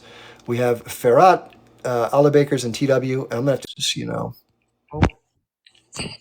What, hi, kid. How you doing? Good. So I wanted to add something though with sorry, I had me in your panel. I was in your panel before. So I just want to add thing though about people that they are focusing on this high school drama. It's not helping anyone. Okay. So what you said or what you did, if you apologize for it, that's good. Everyone does mistake and no one is innocent. So people here, they have been focusing on what you said, and the Zionists, they have been adding oil to the fire, and that's what they do. Instead of us talking about what's going on in Palestine, people, if your feelings are hurt and you're coming here and you want to start drama, Palestinians are going through a genocide. Palestinians are starving. People are getting unalived at this minute that we are talking, and you want to be here and talk about high school drama. Okay, he did a mistake, he apologized, Salamu alaikum. Turn the page. So are we gonna go to every single person that was pro-Israeli and now he's with Palestine, we're gonna blame them? People, they educate themselves every single day. Do you think I'm perfect? I'm not perfect. He's not perfect. No one is perfect. But you guys love drama. And the Israelis suddenly, now they are here and they care about Palestine and they wanna be between us. That's so dumb. And you guys opened that door for them. You guys opened the door to divide us. Do you know why they attacked him? Because he makes a lot of noise. Because he stands for Palestine. That's why they attacked him. Do you think they will attack someone who doesn't give a heck about Palestine? No. And they want to attack now because they are losing. They lost the public opinion. You see TikTok with everything that we are going through. TikTok, but the pro-Palestinian voice is loud today. And they don't like it. And you are guys coming up here fighting about, he said this. Okay, you apologize for what you said, right? For the tweets that you had. More times than I can possibly count. And you regret every single thing that you said. Absolutely. I feel like a Okay, complete jack. what do you guys want him more than this? Do you want him to come to your house and beg for your forgiveness? It doesn't work like that. No one is perfect here. But to come up, all of you, you teamed against him and you were against him. Do you know how many money do we need to help people in Gaza? When we are begging for people to help the organization, no one was there.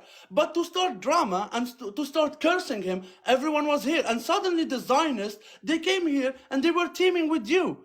They want us to be divided. They never had to deal with us like this. They are not used to come and talk to you or talk to me. To every single brown and black person here and native, do you ever see them coming and talk to you? No. They are mad because we are united. Today it's not only about Muslims. We are all together. Muslims, Christian, Jews, atheists. We are all together. And they are mad because they can't lie anymore. Their propaganda doesn't work anymore. So what we're gonna do, we're gonna attack chips. And I saw people, they call themselves pro-Palestinians, start lives cursing this guy. Your people are going through a genocide. Your people are dying. Your people are being starved by the Israelis. You have time for this drama? You have time for high school drama. Come on, God. He said he's sorry. I'm sorry, he said he wasn't a time, blah, blah, blah. He's sorry. What do you want him to do? Beg you? Come to your house and beg you? He's sorry. He apologized. Salam alaikum. Now let's go back and talk about Palestine. You put your anger on him, it's not going to help the situation in Palestine. Palestinians are starving. Palestinians are going through a genocide. Egypt, Jordan, and a lot of Muslim countries, leaders, they betrayed Palestinians. He didn't betray Palestinians.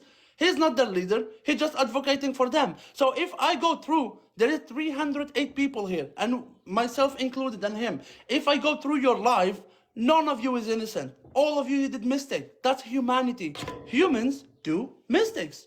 It is what it is. He apologized. He's sorry. Turn the page and let's talk about Palestine. Why should we focus about this dumb shit? And Chip, you talked about the Israeli Moroccan. He is not Moroccan though. I'm Algerian. Moroccan people are my neighbors. Yesterday I was on a live. I had 3 Moroccans coming debunking him. He was cursing the women. He was calling Moroccan women some horrible things. He is not Moroccan. Wallahi, he doesn't represent any Moroccan person that I know. Every single Moroccan since October 7th until today's date, Moroccan people are my neighbors, are my family, are my people. Yes, I'm Algerian and Amazigh, but still, Wallahi, Moroccans stand with Palestine. And this is the problem today. Instead of us talking about the G-side, instead of us talking about the humanitarian aid, instead of us talking about the Shifa hospital, instead of us talking about everything going on, what we are doing? Spreading hate between us and making them happy. Do you see the Zionists doing these things? No. They're not gonna do this, even though they don't agree with each other's. But when it comes to hate Palestinians, they are all one. And this is what makes them mad, my people, my brothers and sisters, because we are together. Because today, the Gaza of today, it's not Gaza of 2014. It's not Gaza of 2004. It's not Gaza of 2003. Maybe you waked up on October 7th. We have been talking about this for the last 75 years. Our parents talked about this. Our grandparents talked about this. And listen, look to the Zionists in the comments. How dumb can you be? They are so happy. They keep like cursing him and keep creating this hate between us. That's what they want. My brothers and my sisters, I'm begging you, let's not give them this. Our brothers and sisters in Palestine are going through a genocide. We are losing kids because they can't eat. They are attacking them just because they want to exist and they resist. And what we are doing here, fighting each other. Come on. Wallahi, do better. And for the Muslims here, you know, al-insanu khata'. Allah subhanahu wa ta'ala said, al-insanu khata'. Humans do mistakes. Who are you to come up here and judge it? He said he is sorry.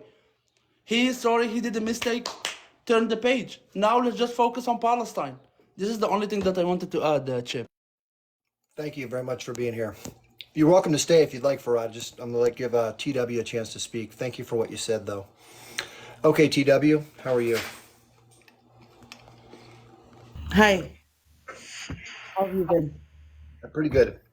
I missed the first part of your live, but so I don't know what he was talking about. But the reason I wanted to talk was because you mentioned this is the second or third time I hear you talking about wanting proof of what went on, what they claim happened on October 7 Well, concerning babies and SA. The reason I'm doing this is because the claims have been so definitive by some, as if it's Yeah. absolute, and that if anybody questions it, they're being crazy. So, Yeah. many people have tried to provide it, but nobody has ever provided anything that substantiates any of those claims. That's what I wanted to tell you. They're not going to be able to substantiate any of their claims because journalists have been there and have tried to collect evidence about this stuff, and they can't. Like I don't know if you know the Gray Zone. I do. Yeah, and there's another guy. I think Robert Sanders. He made a documentary for Al Jazeera. Right, and they both say that they could find no evidence whatsoever. Apparently, even according to Haaretz, the Israeli news agency, there was only one baby that was killed on October 7. Right. So I'm not saying that's a good thing. I'm just saying that there was no 14. And that's what I'm saying. This has to be investigated. It was, and they have a list of everybody that died there, because they obviously they took down the names of the people that were unalived. Let's not say, right? So they have the names of the people, and there was only just one baby. So the story for the babies is not real, and the SA being used as a weapon of war is apparently there's no proof of that whatsoever because they couldn't find any, and that's two different news agencies that went there specifically to get reports on what went on. And so Chip, they're not going to be able to provide you with any evidence. And you can look at the YouTube. I think it was they were called what really happened on October 7 or something like that. If you want to look it up on YouTube, the documentaries I saw, whether Yeah, it's by the Gray Zone or the there's a new one out by Al Jazeera. I think it's called the analysis of 10/7 or something. I just watched it a couple days ago. But the big thing towards the end that got me was is that the investigators specifically asked the Israelis, "Hey, we don't want to be unfair. Please provide anything that we can use to try to help, make the case for the things you've alleged," and they turned them down. exactly, yeah, yeah. And so there's like they keep every time you talk about what's going on, the excuse is always October 7, that this is their response to what happened, and they're just reacting to that. And it's not like their claims are all false. The lying is like it's I've never seen that much lying, and they're not even good at it. So like they could get away with this before because there was no TikTok, and no like people reporting stuff live from Gaza, but now like it's not working, and they don't Somebody, realize they make things worse when they keep repeating the lies. It's like once you start by lying, nobody's going to believe anything else you say. So that's the so that problem. was one thing. By the way, just want to let you know, somebody said that you can't trust, or made the intimation that said Al Jazeera, who funds Al Jazeera? It's funded by the Qatarian government. And some people say that the H group, because the H group members live in Qatar, that therefore Al Jazeera has to be somehow influenced. Okay, but the The Gray person, Zone isn't Al Jazeera. but the person who was quoted in the documentary was not an Al Jazeera person. This was an international investigator. Exactly. Robert Sanders is his name, and he was saying that he went to Al Jazeera just for the funding. He did the research himself. Can I Exactly. talk for now, please? I think Sure. Shaq was next, and then I'll tell you. Go ahead. Go ahead. That's okay. Okay. Go ahead. So what she said was, I knew from before that basically October 7 is paid by Netanyahu government. Okay, October 7 is paid by Netanyahu government, and the age group is to silence and hush the civilians, and so they can make an excuse to ethnic cleanse Gaza and make them in their own land. This is exactly what it is, because the age group is no terrorist. They're not same as, like, and also ISIS is also the group member from the Israeli government. They're the one that created the ISIS. Okay. Yeah, just I want to make a fair point. I try to be as fair as I can. Again, nobody's perfect. I did watch the video that I mentioned today, so I will say this. I saw dozens and dozens of instances where the H group fighters directly engage with civilians. So it's not some conspiracy. Now, I don't know how many because the total number was unclear given the Israeli response to the rave and the kibbutzim. But I would imagine, if I was a guessing person, that more than weren't done were done by the H group directly. It was a pretty brutal day. I don't know why they did that stuff if they were only trying to gather hostages. Is my fair question to ask. And my question is, like, all this time from 1948, 1948, the age group existed for so long. How come they picked and choose, like they waited so long to do this situation on October 7?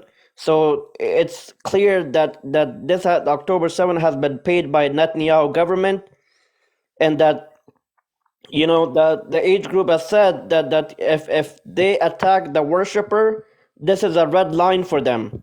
So after the Abrahamic Accord was signed by Donald Trump, basically they attacked the worshipers since 2017. And so, I don't know. This has to be investigated. That it's either paid by Netanyahu government, or the age group had enough is enough. That basically the attacking a worshiper is their red line, since they have been doing this since 2017, attacking like worshippers in Al-Aqsa Mosque. Yeah, okay. I was going to say, tell the people where the Al-Aqsa Mosque is, where they did. By the way, this is not stopped. This is continuing to happen on the regular. During Ramadan as well, there have been attacks by the Israeli police inside of the Al-Aqsa Mosque against worshippers. Never stops.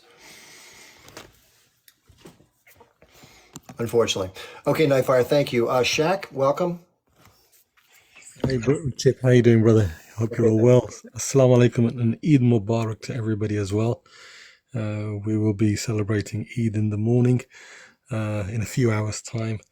But it doesn't feel like a celebration, with everything that's going on and the mass oppression and unalivement of our brothers and sisters, you know. And they're not just brothers and sisters because they're Muslims like me.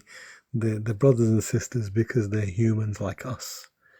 In Islam, we have a saying that you are either my brother in faith or my brother in humanity. And this is what we are. We are brothers and sisters in humanity as well, not just in faith.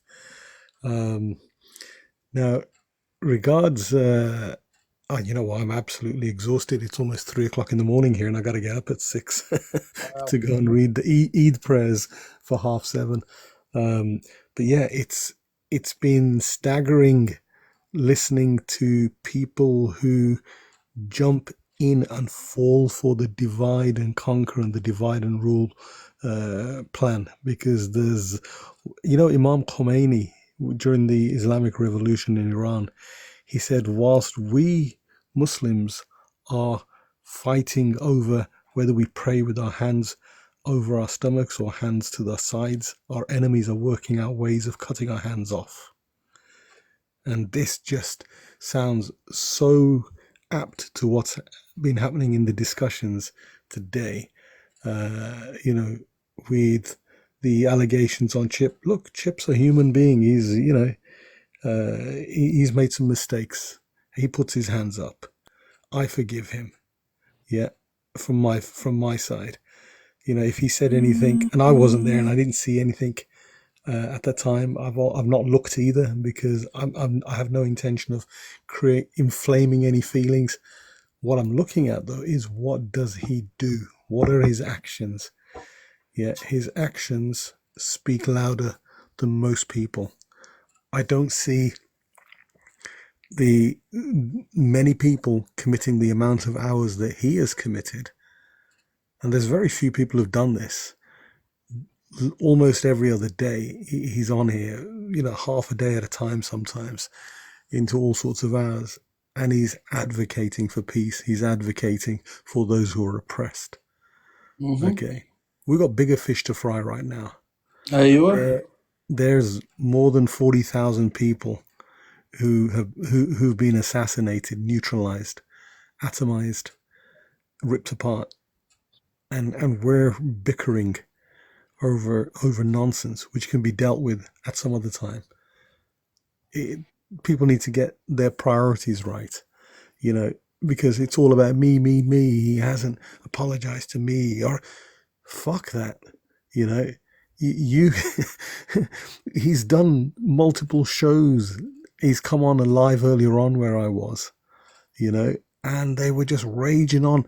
And here's the thing, the people who had a right to say something against him, they were actually in support of him, saying whatever he's done and said in the past, everybody changes. Everybody has an opinion. I'll tell you now, there is nobody here who hasn't got a prejudice of some sort. Okay, I'll put my hand up too. Okay, we're all raised with something. We're all, and you can deny it as much as you like. I'll guarantee you have some prejudice against a class of people, of some type of people. Okay, and guess what? That's human. We're tribal. I come from a community where my family's Pakistani. We're very tribal people, and we even have tribal wars between our own people. And that's why, my communities, they all walk around with AKs, because everybody's tribal. So this is nothing new. This is the way of humans and humanity. But if we can come to a common understanding, that is better for us. Islam says that I divided you into nations so that you may get to know one another. But what did God do? I mean, for those of you who believe in God and the Creator, He divided us. He gave us different languages. He gave us different nationalities and ethnicities. He gave us different skin colors different features for us to get to know one another, but he made us different. And is one better than the other? No, absolutely not. I can guarantee you there's no master race, there's no superior race, yeah, there's no chosen ones, yeah, there's no God's chosen people. Okay, we're all chosen based on our actions. So before you are quick to judge somebody else, make sure, in the words of Hazrat Isa alayhi salam, Jesus Christ, yeah, peace and blessings be upon him, do not throw stones unless you are innocent yourself. Unless you are pure, then only then cast the first stone. Okay, because otherwise you have no right. And when a man is actually working on committing an immeasurable number of hours on bringing up the plight of the Palestinian people, and to be honest, what's Chip's connection? He's a white European. He's not. In fact, as far as I know, he doesn't even believe in God. I think you're agnostic or atheist, aren't you? So you don't have a Guys, religion. sorry, bro. I'm just gonna interrupt you. I'm gonna go because I need to prepare my food for iftar. Assalamu alaikum. And Chip, don't mind them, bro. Keep going for Palestine. You are making a lot of noise. That's why they are mad. And for my Muslim brothers here, Assalamu alaikum. And if I don't see you, happy Eid Mubarak. وكل عام وانتم بخير. Hey, Assalamu Farha, alaikum. Khair Mubarak. before you go, Farha, before you go, I just Yeah. want to say that I join you and Shaq voices about Chip. I'm 100% with you guys. Chip has done a lot for our community, and we shall never forget that. Not today, not tomorrow, not in 100 years. And Chip, we stand with you. You have a big community behind you. Assalamu alaikum, everyone. Thank Alaikum you, assalam. Federico. Yeah. Thank you very much. So we have no right. What you got to look at is look at the actions of the people. Look at the actions, the amount of time, and I'm not just blowing smoke up Chip's rear end. It's because he's earned it. He's put the hours in. He's done the man hours. Okay, and he's created results. I know there's been a lot of people. Yo, can you make me big real quick? Hold on, B. We got to take turns. One of the things we do here is we try to keep it orderly and take turns. So One moment, my friend. I won't be long because I need to get some sleep. I got 3 hours sleep to catch up on before I get up again. One of the things that I know is there's a lot of people have come here into Chip's lives and they've learnt, they've listened, they've changed their views, their hearts have softened. Because Chip was, to be honest, I'll be very honest. When I first listened to your lives, Chip, I was friggin' frustrated because I thought he's giving airtime to our enemy. He's giving airtime to our enemy. And then I thought, there was 1 or 2 people message me saying, just pay attention and listen, see what he's doing. And then I saw, what penny dropped. I saw what he was doing, because what he's doing, he wasn't giving them airtime in the way to respect them. He's giving them airtime so they can hang themselves, because they come out with so much bullshit. They come out with so much hate. They come out with so much bile. They expose their supremacism. That because they're so stupid, they're so thick, they're so thick-skinned. They think that their arrogance is at such a level that they don't have much. They show little or no compassion for their fellow human unless he's in their club. And all of this is on display for the world to see. Shaq, can I just say something real quick? I want to be fair. I don't think that most people who are on as pro-Israel or pro-Zionist as stupid or thick or whatever you want to say. What I would say is, and I said it earlier, like all of us, we go through a process as we go through life, and we're shown certain things, and words are spoken to us, and there's cultural reinforcement. And many of us that's where we are. There's no reason not to go with what that has been.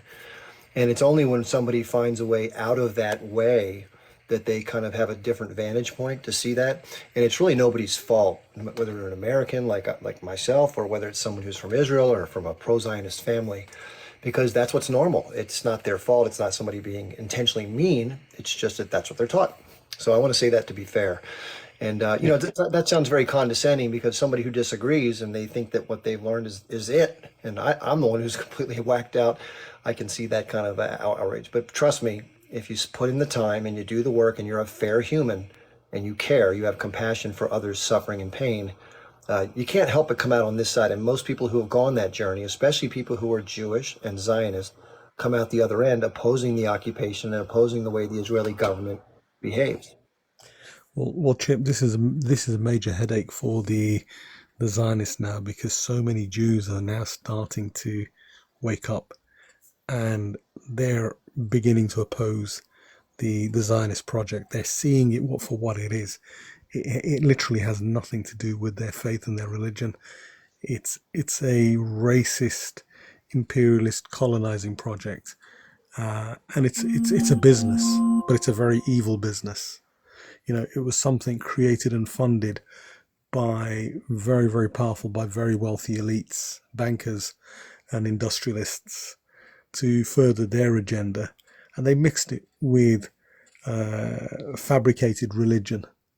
And then they convinced a very significant percentage of the Jewish population that this is part of their faith. They co-opted corrupt religious leaders and rabbis to perpetuate this.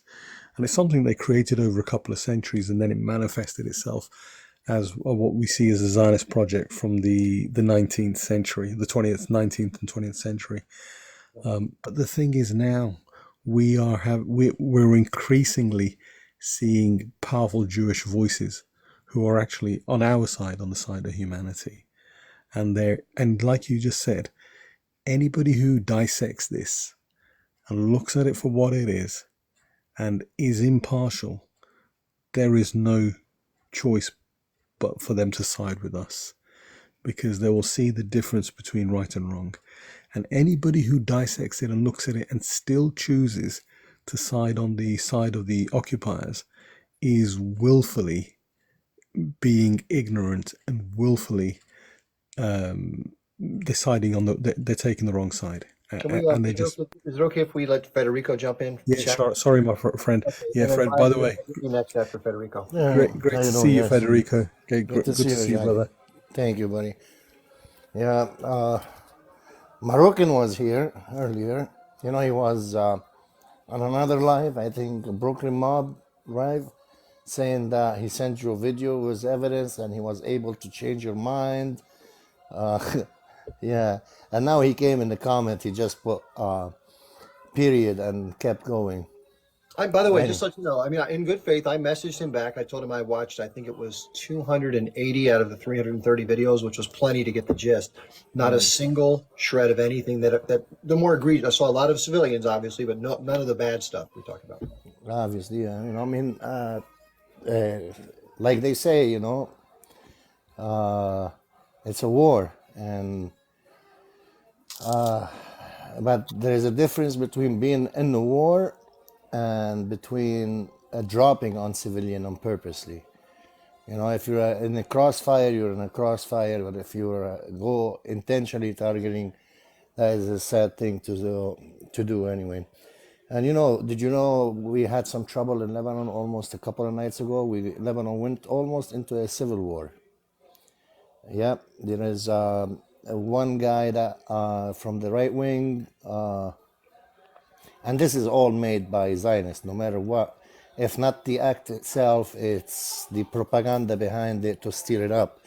There was a guy that was carjacked by some individuals, and it was unalived, and with cooperation between the Lebanese forces and the Syrian forces, they were able to catch them in Syria with the car and the body of the guy.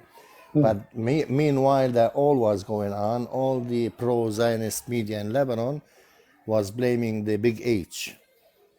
They even got to places where they sent text messages to Muslims that lives in these neighborhoods, asking them to leave the houses because things are gonna get really out of our hands. They were opening basically warehouses of weapon. Come grab your machine gun. They were literally driving Lebanon to a civil war. Thank God the Lebanese army was able to handle it, and thanks to the big age that they were wise enough to lay low and not react to the accusations and the intimidation. So I would say to the Zionists, try again. You may succeed. I don't think they're going to be able. In regards of the retaliation of Iran on Israel, to those Zionists that think Iran is not going to retaliate, it's coming. The only thing is happening right now between Iran and the United States is they are capitalizing on how they're going to retaliate and where they're going to retaliate. So the more in the negotiation to give, the more the Israeli gives in the negotiation back to the in Gaza, the less damage the retaliation is gonna be. But the retaliation, today I watched a video with the leader of the Revolutionary Guard of Iran, and he said the decision was made and the target has been selected. We're just waiting for the go. So I think the negotiation with in Qatar, in Egypt, are they're using the retaliation, the Iranian retaliation card on it. Shukran, Akhti. Chip, can I talk now? Chip, you're muted first. Sorry, just want to make one set of rules clear, because this is how I run all my lives. So first of all, you're welcome to share any views you want to share that are related to the conflict, your personal political views, whatever you want to say about criticizing the views that we've shared here, disagree, want to provide evidence against it, that kind of stuff. What we don't do is interrupt each other, talk over each other, and use personal attacks or go personal. So if you're willing to talk within those rules, I'm happy to have you up. If that's something you don't want to do, then there's other places to do different things like that. So please go I'm ahead. so sorry for interrupting, Chip. I'm so sorry. Can you make me big real quick? I want to show the audience something. Chip, What? this why guy don't you- he's told me thank you, woman, thank you, No, sister. I said So thanks, brother. I said no, you thanks, said brother. you said thank you, sister. I said You know, shukran, Ukhti. أختك is your mama, not me. What? Yeah, what? How do you say brother in Arabic? You know Ukhti? exactly. You know exactly I didn't how speak brother Arabic. is. Someone taught it to So me. don't use Arabic language if you don't know how to Alright, I'm speak it. sorry. I apologize. I'm Oh, very that's okay. sorry. So just start on your small screen, and we can make you bigger as you go. It won't come up on the small screen, but this is basically Well, footage of a T attack. I want to yes, show it you will come up on everyone. the small screen. Everything comes up on different screens. I can make it bigger if need be. Go ahead. No, you can't see. You got to be big screen so you can zoom up. Well, in other words, there's also some things I can't show on the live too. So can you explain the No, footage? there's no pop-ups. There's no pop-ups. It's basically a T attack, and it's all blurred out. You know, all the right Hold stuff are on. blurred Listen, out. I'm not trying to be difficult. I'm just saying that the way TikTok is so finicky when it comes to the way they permit or don't permit things. So can you explain the context of the clip before we show it? That's all I'm asking. Yeah, basically there's a T attack, and you know it happened on civilians, and you know you can read the article in the T attack. It was very, very brutal, hmm and unfortunately, I want to know if you support it or not. Well, what I said earlier, if you listen to me, no, I don't support attacking civilians ever, and on Wait, anybody's can you level. make the picture big? I want you Hold to on. read the context. One second. Let me finish my response first, then we'll talk about that. So I just talked about today. I went through 4 hours plus of time to review the videos that Moroccan Israel sent, because he asked me that he said he had specific proof that showed that everything that was being discussed about 10/7 definitively happened, and the videos would prove that. So I went through them, which I thought was the fair thing to do. And like usual, I've had this happen with dozens of people before him. None of it showed that. It was disgusting, and among them were attacks on civilians, more than I'd seen before, by the way. He did send some videos I had not seen. So if this video is another one showing that, where it shows either the result of or the involvement, I'm not here to dispute that. I don't think anybody should. But I No, want this is to, no more recent. well, This one's more recent. what's the context? Just tell us that first, please. It says it very detailed in the article, but basically it says the whole article. Just make me big a minute, Uh, and then I'll close my camera right after. Hold on a second. I'm asking you nicely, and you're sort of evading. So just can you please just give us the context, and then if need be, we'll put it on big screen. That's what I'm asking. Listen, it's a T Chip, attack. don't risk I don't your remember. account here. I don't Hold on. remember the full. You're not. Listen. If you want to come up, I'm very fair. But in order to protect the live, which is a TikTok thing, not a chip thing, we can't show certain things. And when you put it on the big screen, everybody's going to be really freaked out if it has something violent. So if you want to come back up and share the context of it, what the clip includes, which I would hold anybody to that standard, not just you if it's a vantage point, because I don't want anybody putting up stuff that's objectionable. People don't want to see it. It's sensitive content, nor get the live banned. So I'm not being unfair to you, but when someone's evasive like that over and over again, that usually means it's going to be something not so pleasant. That's all. So come on back. If you want to follow that, I'm happy to have you back up. Okay, so Lemkin's back in there. Let me bring him back up. And if you're willing to go through that, Lemkin, I'm willing to be fair with you, but just you got to understand, I got to do this for the sake of the format. No, I got you. I see what you're saying. You're scared there's going to be like pow-pows and you don't want to get, Well, it's not even that. It's I just get it. it may show a bunch of blood and gore, and I'm not supposed to show that on. No, there's no, but I understand. Like, I can respect your panel. So basically, it's a picture of a child walking in the street and a car, nearby, and someone, what's it called? What was the exact words? He said, "Oh yeah, you said you should run that kid over. You remember, you racist bigot? How come you What? didn't want to come out and do Zubaydah's live tape?" Who said about running a kid over? Listen, this is the kind of thing that exactly the whole problem here. Listen, I don't know what it is about Zionists, but for some reason, when it comes to the issues themselves, there's no ability to argue the issues. So they have to come up and say things that are personal attacks or other silliness. Now, there is a very specific reason why I have stopped going into as a guest onto Zionist panels. It's nothing to do with fear and stuff. I've done it innumerable times and almost always regret it. There have been a few minor exceptions where people have not been completely horrific. But in most cases, what happens is you get dressed up for 20 or 30 minutes of just absolute bashing on everything under the sun. It's like, what's the point after you do it 5, 6, 7, 10, 20 times? And people are like, why do you keep doing that? I'm like, that's a good question. So that's why I try to bring people up who are pro-Zionist on my lives. And as long as we're going to talk about the issues, you're always welcome, even if I completely disagree with you. But if you're going to accuse people of being members of Boko Haram or that they want to run over children or whatever, come on, man. I mean, come on.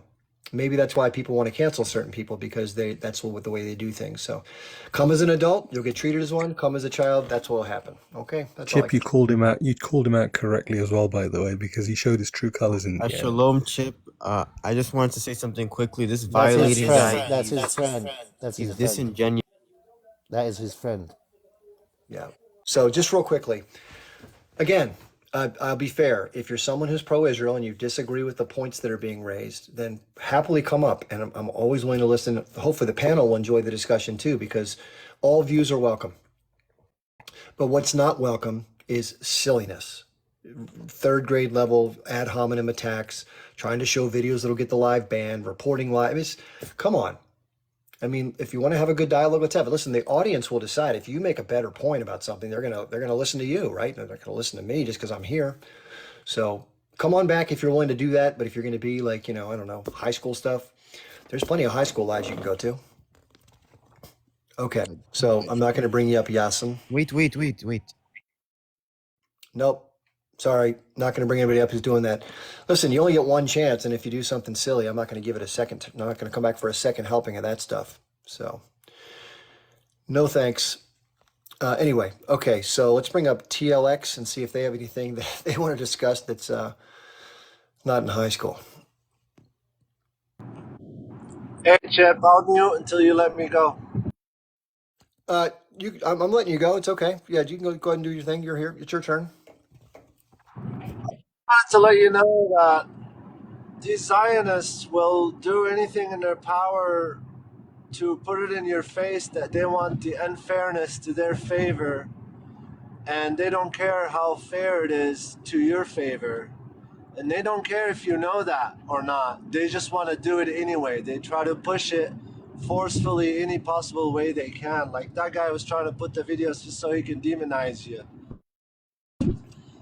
That's a dirty way of doing things. They don't even care.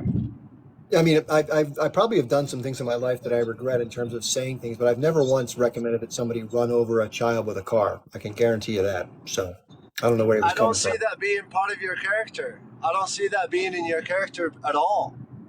Well, first of all, what sense would it do? It doesn't really help no matter who it is. I mean, and we're seeing right now the number of Palestinian children that have been bombed into submission and have been destroyed. Um, why would anybody, after seeing that onslaught, want to harm anybody's children? That's just craziness. Israeli, Jewish, Palestinian, Arab, anybody's child. Just want to let you know we appreciate everything you do. Don't listen to these guys. These people are just they're demons on this earth, man. That's all I got to say. Okay, thanks for sharing your point of view. I will say this, and this is just an impression, and nothing is ever perfect. We all live our lives anecdotally, right? We have our experiences.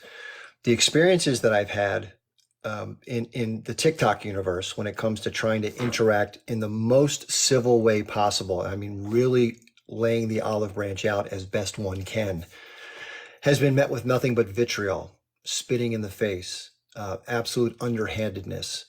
And maybe that's because of the positions that I take, and that's okay, fair enough. You disagree with my positions, but it's been very rare. There's I will be fair. There's someone named Alex is here, because I got to be fair, who has been the best of the people that have hosted lives. But unfortunately, he even let a guest in that started down this silly thing. So anyway, but I do appreciate anybody who tries to do that. So thank you for that. But like I said, your views are always welcome here. If you have something that's contextual to the argument, you want to refute any of the arguments being made, you even want to criticize me as a content creator in terms of the things that I do, in terms of the views I take, have at it, man. I'm very thick-skinned in that regard. But we're not going to do personal stuff or accuse each other of being parts of T groups or stuff like that. That's out of bounds. Okay. Now, again, if you're someone who disagrees, that's great. I love to hear from people who disagree. I think Steve is somebody we've talked before. I think he may have a different view on things. Steve, welcome. Hey, Chip, how you doing? Okay, thanks. I've talked to you before a few times. I got a couple points. I think violence begets violence on both sides. So I think we're in a cycle of violence. And I think that I'm guessing that a lot of the Zionists, I don't call people Zionists, but Israelis that are pro-Israel have a lot of animosity and hate that is built up over time, from a lot of attacks on Israel. And I think Palestinians also have a lot of animosity on Israel of 75 years of occupation as they see it. Yep. I don't necessarily see it, but I think we're in a cycle of violence, and like October 7th, I don't think it's going to solve anything. It just begets more violence, and then Israel does things, and then people go back, and now they're saying we're going to start a world war, and it's all the Jews' fault, and I mean, in America we have so much anti-Semitism. Steve, do you know who said that? I've not heard that. I've been hearing live after live of how Iran is going to attack Israel, and the U.S. is now going to come in, and then all the proxies of Iran, Hezbollah, and I can't name them all, but they're all going to start fighting, and we're just going to go into a huge conflict, and Russia's going to get in.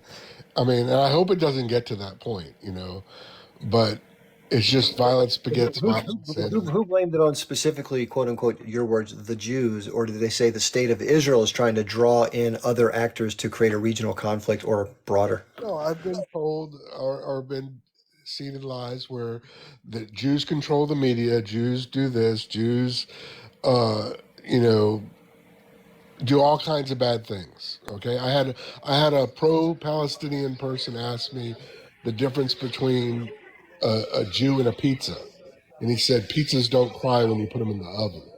So there has been a lot of anti-Semitism. That's disgusting. Yeah, that's horrible.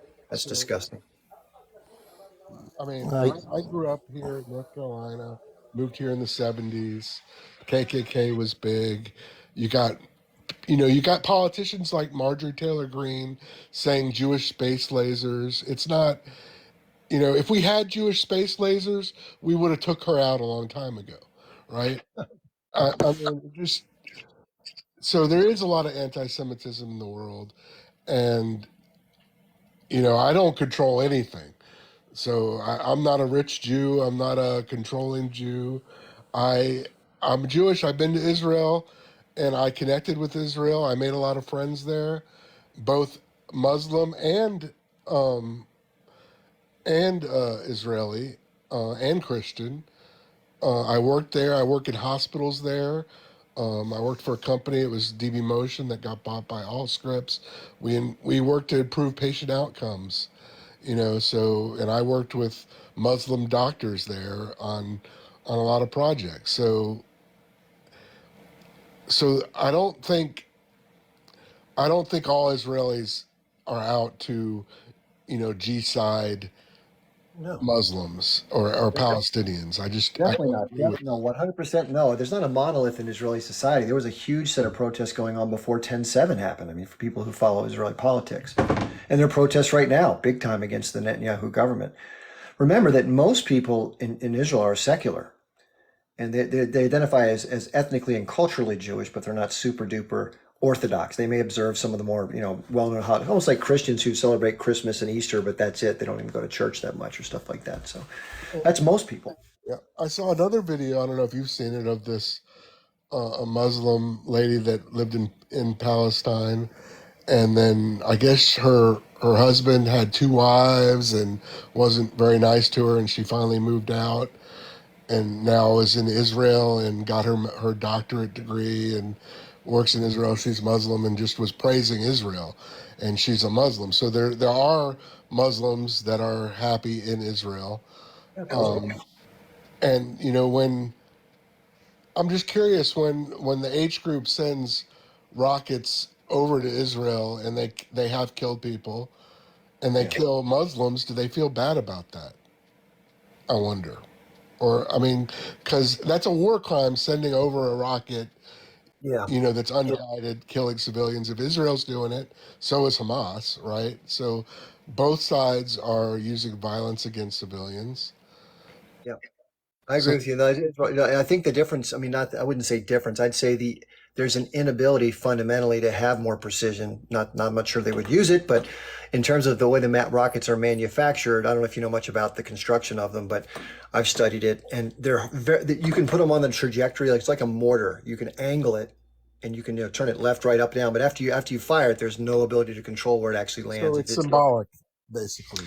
It's not symbolic, although the Iron Dome does knock down, almost every single one, almost always, not always.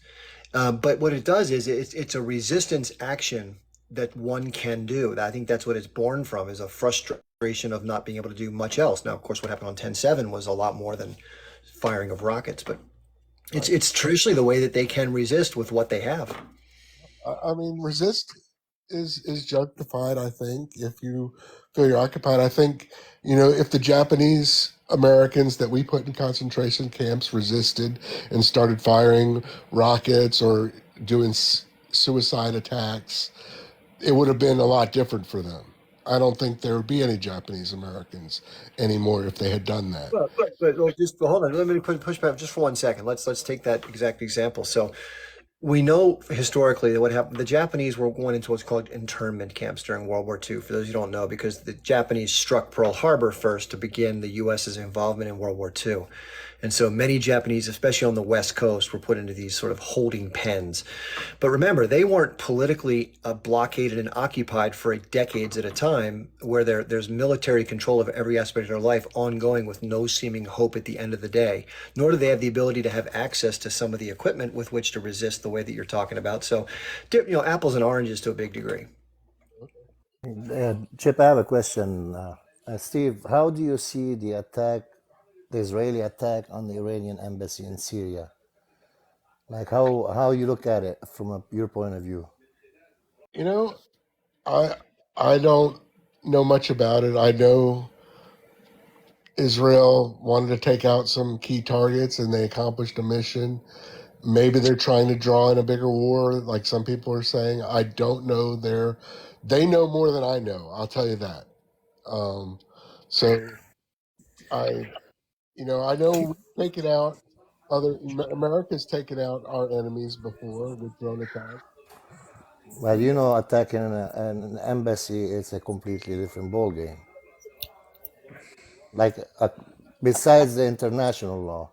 It's like it's not allowed by international law. These people have, whoever is in that embassy has immunity by international law.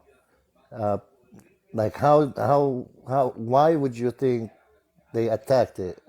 Don't you think to drag Iran to a war, which has dragged the United States into a war?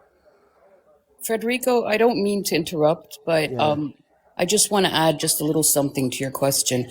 Why is it always Israel has targets that they a mission that they need to accomplish? What right do they have to try to assassinate Iranian diplomats? Which, by the way, embassies are considered the embassy was considered Iranian soil. Okay. And so, and then when Iran retaliates, Iran is the criminal. But Israel was only trying to, accomplish a mission. I think How is I that? think How is Israel that and the United logical? States Why is it they okay for us I'm not to saying it's validate okay. I what think Israel is doing? I Sister, think I think your question is can I answer directed the to question? Steve. Yeah, He made those comments. I was Yeah, yeah, adding yeah. to Frederico's Okay, let me question. just answer the question real quick. I think Israel and the United States believe Iran is funding terrorist organizations. Iran is guilty of war crimes, and I think Israel is trying to, go after Iran because Iran is funding people that are attacking Israel. Let me That's jump in my, on I this don't, it's an afterwards. opinion. I don't know. Yeah. Let me answer to Steve on this, please. Okay. Steve, the USA is funding the world's biggest terrorist organization, the Zionist apartheid entity. Okay, the terrorist Zionist apartheid entity. Israel, I don't agree with that. So I don't think Israel. Well, this is a statement of fact, and even Your Bishop fact, not Desmond mine. Tutu confirmed this as well. Okay, and the UN in the 1970s declared Zionism as a racist project. Okay, and that's a fact. That was the UN passed a resolution to declare Zionism as a racist project. I think Okay, Zionism is what got and Israel established. I don't think it really matters anymore now that Israel is established, and that was done in '48, way before anyone now was alive. That was established. Steve, where are you from, Steve? I'm from America. Well, you're a white European, yeah? What does it matter? It matters greatly. So you're a white European. No, I'm an American. I don't No, but you're consider a myself. white European American. Like you have African Americans, Latin Americans. You're a white European American, yeah? Oh, I was born in America. I'm a Caucasian American. Caucasians are white Europeans. Okay. So what's your business as a white European taking up land in the Middle East? I don't take up any land in the Middle East. No, but you support those who do. Okay, when I was born, Israel was already a country. So once Yeah, you're but a how country, did it come about as a country? what? How did it come about as a country? White From my Europeans. understanding, that the United Nations at the time, I thought it was called something else, but voted and created it. No, what happened was white European refugees from Europe. Okay, Congratulations on being colonized by refugees. came across because the rest of Europe refused entry to their ships. They refused them entry. They denied the ships went all the way Immigration across. start like in the 20s.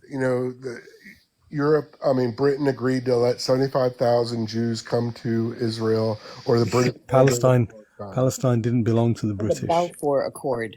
It was occupied by the British. It was occupied by the British. It's not their land to give away. It was occupied by the British. So the Jews at the time and the Arabs were both fighting the British. Sounds like a civil war. No. They were not. So they weren't fighting the British. Steve, let me explain something. People who come in as refugees do not have a right to take possession and dispossess the owners of the land who gave. They don't have the right to dispossess the people who gave them refuge. At that time, when they were immigrating there, they were just immigrants. They weren't dispossessing anything.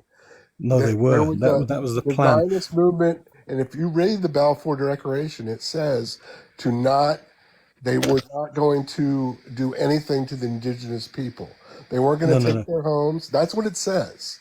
Okay, I know read what the design. I know what the. I know exactly what the Balfour Declaration said, and it was a warning to say that you're not to disturb the circumstances of the indigenous people, because the white European Jews are clearly not indigenous.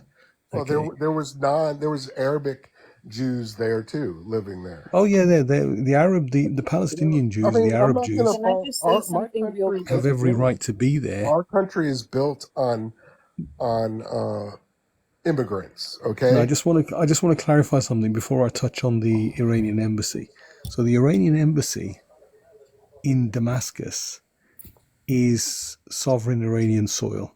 There is an international protocol that embassies are off limits. The Zionist terrorist entity breached and broke that. There isn't kidnapping another civilians is country. off limits too. You can't stop There anything. isn't another country that has deliberately attacked an embassy and blown it up and killed the ambassadors and the people inside, the diplomats, people who have diplomatic immunity. That Okay. Israel This can. rogue state that repeatedly bombs, in a single week, they bombed Iraq, they bombed Syria, they bombed Palestine, they bombed Lebanon. Yeah, they even attacked Yemen as well, all in 1 week. This Yeah, violent rogue nation. Yemen is attacking innocent ships. Hezbollah is No, no, no, attacking no, no. No, no, no. Yemen has made it very clear that any ships that are supplying Israel will be denied access to Yeah, their but they don't know waters. which ships are supplying Israel. Some of those ships weren't even for Israel. No, no, no. Every single ship You That they've could argue attacked, that all the this all is the how time. you underestimate, Steve. they They they know. they, They they have the have they have manifest. They know the owner. They know where is it coming from. They know they where is know it going everything. to.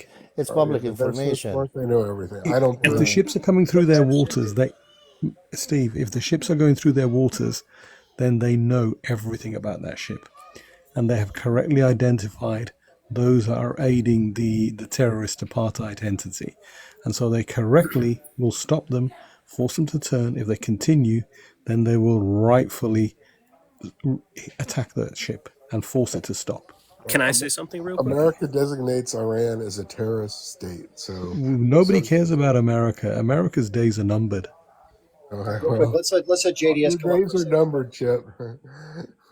Let's let's In let regards to ships, they do have a right, if it is a combatant ship, and they are in their waters, to board them and to search them for weapons for if it is aid for Israel.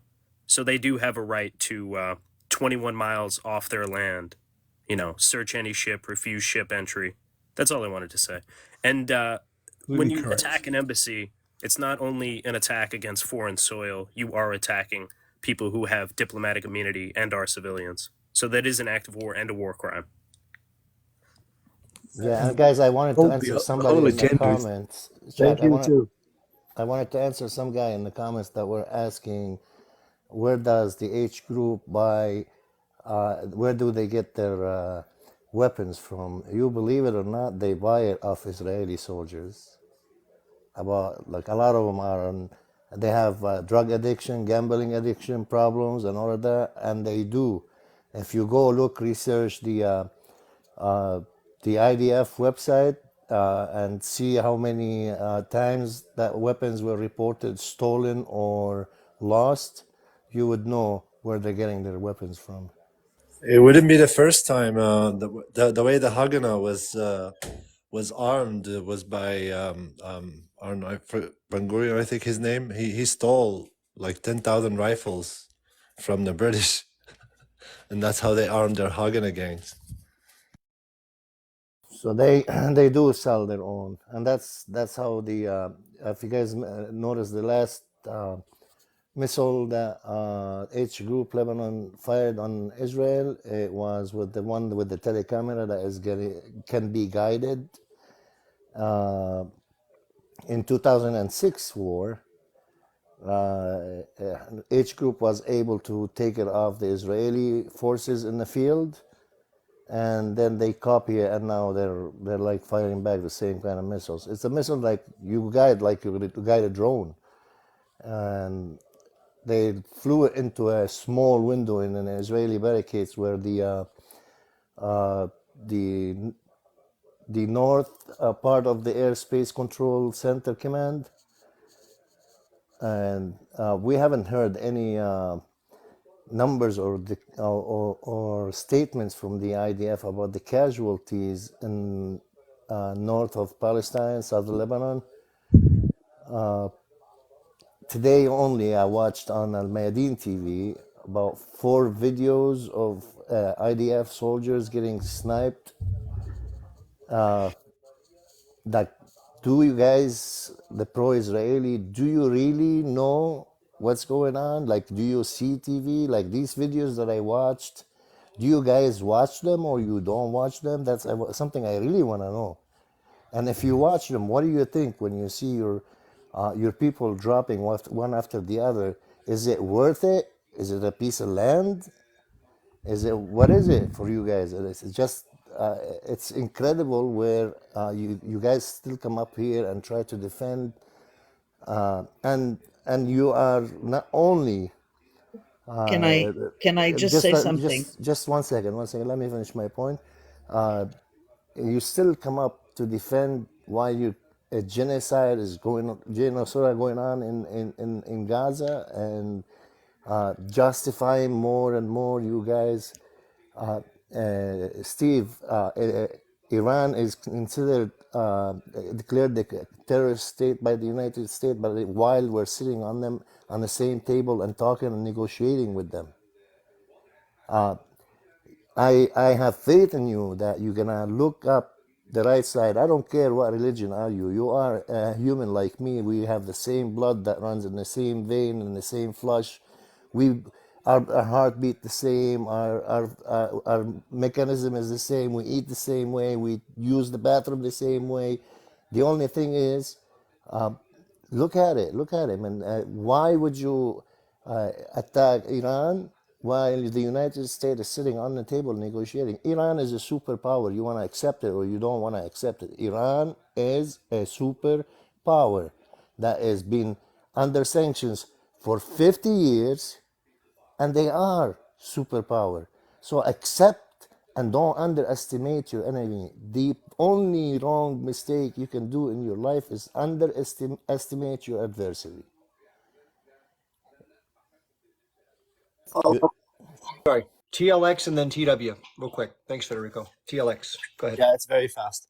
I was gonna say, just like the Hannibal Directive, they have no problem pulling Iran into the war, so they can pull the US into the war. They are more than willing to do an act of war by attacking the embassy, attacking the civilians that are in it, just so they can get the United States involved, even if they know that Iran is going to attack them and probably take out a whole bunch of their civilians, and they'd be more than happy to do it just so they can pull the US.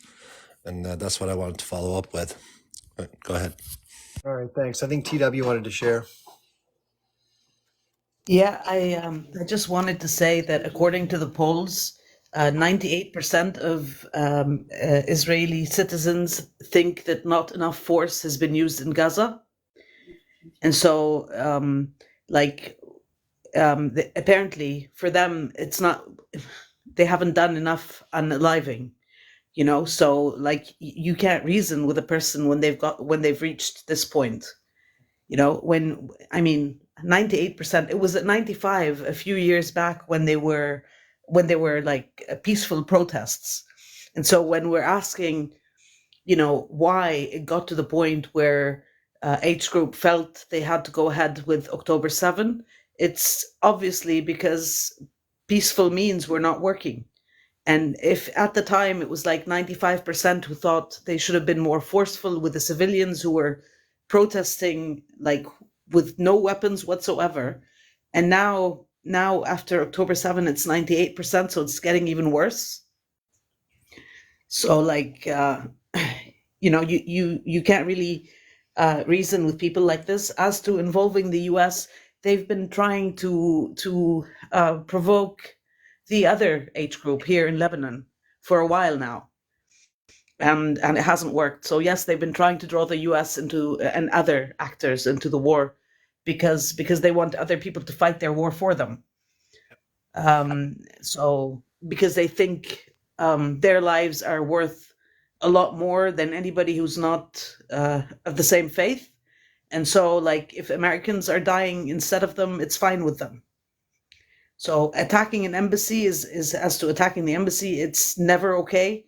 There are like rules that everybody who's part of the United Nations is supposed to follow, and they seem to be the only nation that thinks that those rules don't apply to them. They apply to everybody else but them. They can go and attack an embassy. They can, go into a hospital and unalive people, even if those people were like part of H group. They're injured. They're in the hospital. You don't just go in there and kill them. You can arrest people, but you don't go and kill them in a hospital bed. And that's what they do. The rules don't seem to apply to them at all. They don't think they apply to them. So that's all I had to say. Thank you. The next person, I can't see their name has Arabic, I think, in front of them. I don't know how to say it. I apologize. Dawood. Yes. Sorry, I'm Dawood, journalist from Palestine, Man TV. Okay. Are you saying you are a journalist in Palestine? Man TV. I said about situation in Gaza and West Bank now.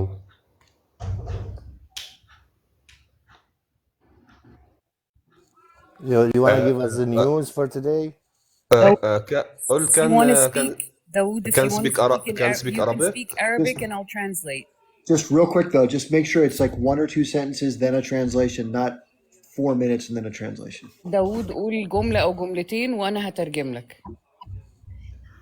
انت من مصر يبدو. أيوه يلا. صباح الخير او مساء الخير. صباح الخير. صباح الخير. نعم. اتحدث بالاوضاع بشكل عام. متابع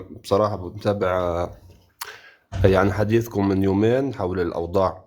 يعني الاوضاع في غاية الصعوبة حتى اللحظة في غزة او في الضفة الغربية. في غزة يعني خلال آخر 3 ساعات كان هناك قصف عنيف على شمال غزة، وكان هناك قصف عنيف كمان على منطقة وسط غزة. 30 شهيد. Okay, the way it's got to work is أترجم. one more time. The situation in the West Bank and Gaza has been really bad in the last few hours. There's been a heavy bombing in Gaza in the last few hours and 30 people have been martyred.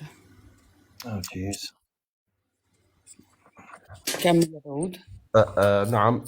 من ضمن 30 شهيد هناك كان 19 طفل صغير. من ضمن ما تم القصف أن هناك أب خرج هذه الليلة من شمال غزة ليبحث عن الطعام. عندما عاد كان بيته مقصوفا واستشهد أبنائه ال5. طيب, he's saying that of those 30 people martyred, 19 were children. And one situation that happened was a father went to get food for apparently the last day of Ramadan. That's what I'm understanding. And when he came back, his entire house was bombed. أيضا القصف الثاني استهدف مخيم لنصيرات وسط قطاع غزة. أيضا مخيم الانصيرات. All right. أيضا كان هناك 14 شهيد كانوا داخل منزل. جزء منهم كانوا نازحين. أيضا 14 شهيد من ضمنهم 8 أطفال صغار. معظم الشهداء كانوا صغار.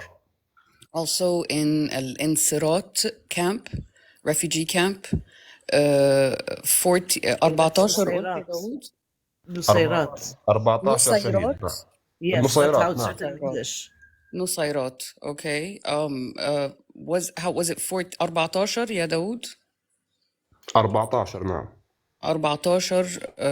14 martyred in Nusayrat refugee camp. Also many of which are children. It's unbelievable. I mean, this is a war on children. And I'm speaking, I mean, he's Palestinian. My husband's Palestinian. He's from Khalil. And honestly, Steve, I've lived in the States, I've lived in Canada, I've had Jewish friends. Some were pro-Israel, some were against. No one is pro-killing, okay?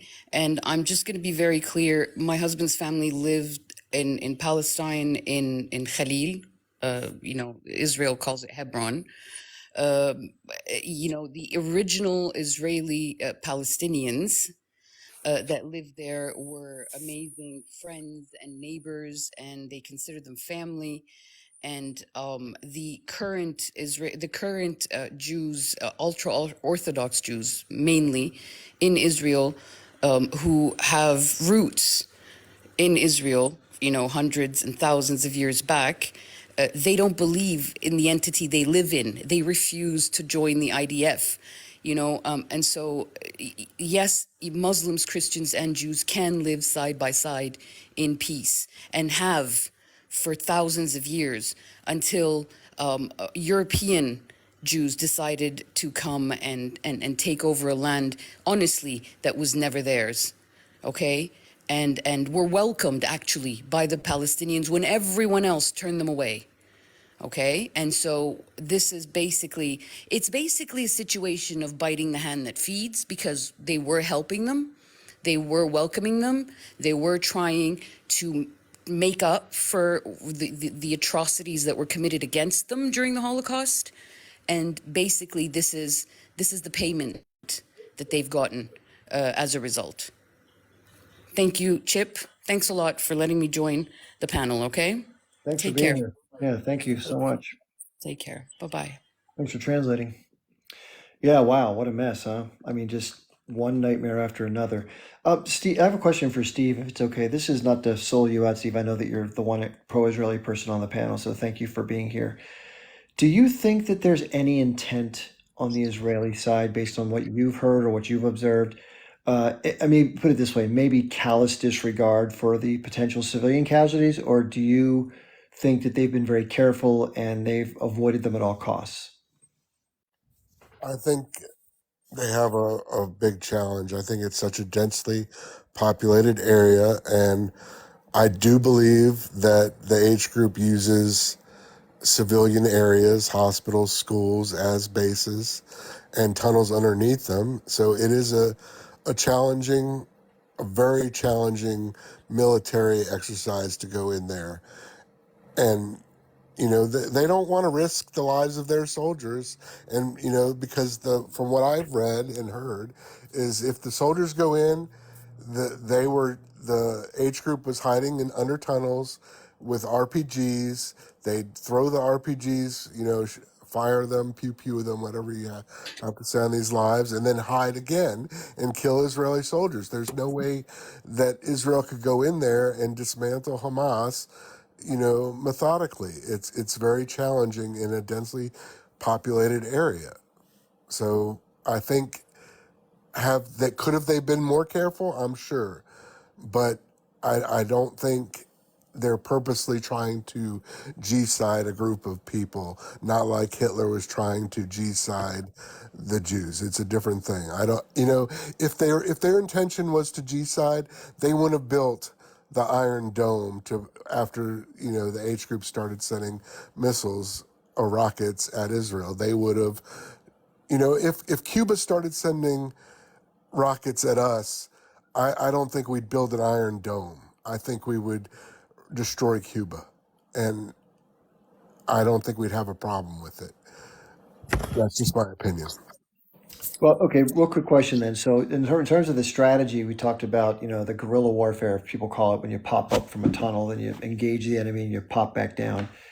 So as far as I understand it, they can still do those things regardless of whether you've completely bombarded the landscape or not, because the tunnels have all sorts of different access points. And I don't know if you know this, but many of them are actually covered up with, a foot or two of soil, so they can't be seen from above unless you literally take a pick and break the dirt up underneath it. And so in other words, that doesn't really change their advantage in terms of engagement. So, I mean, the other thing I wanted to ask you was this, and let's just say that what you just said was 100% accurate. I do think it's a challenging environment. That's a fair point to raise.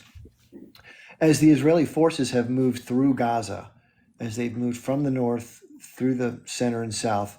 They've gone through and methodically and quite braggadociously, as their posts on social media indicate, rigged with explosives and blown up most of the remaining infrastructure that their aerial bombardments has not completely taken down. What do you think the justification is there for taking down schools and mosques and other structures, community centers, maybe even some medical facilities, residential residences? What's the logic there? I can't comment it because I don't know about it. So, if they've done that, it's bad. I don't know that they've done it. I'd have to do some more research on it. Steve, please do, because it's every single school, every single university, pretty much every hospital is partially or fully destroyed. So please research, and I'm really hoping that you Hamas research. hostage that was saying that sure they use that there is H group in every hospital using it as base. And so that justifies going in and murdering patients and doctors and aid workers. Does that justify?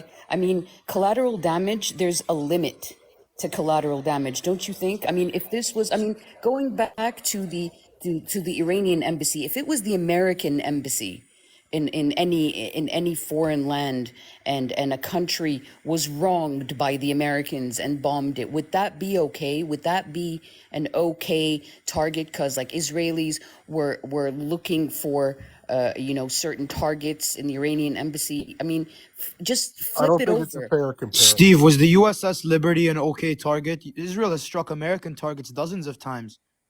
So again, Zaya, hold on. We're going to let people finish their thought real quick. Steve, if you're done, I can let I'm not a Zio. Did I say I meant to say, well, Zai gave your abbreviated name, not that you're Zio Hunter. I think you know what I meant. Sorry if you took it that way. It wasn't intended that way. Steve, did you want to finish your thought?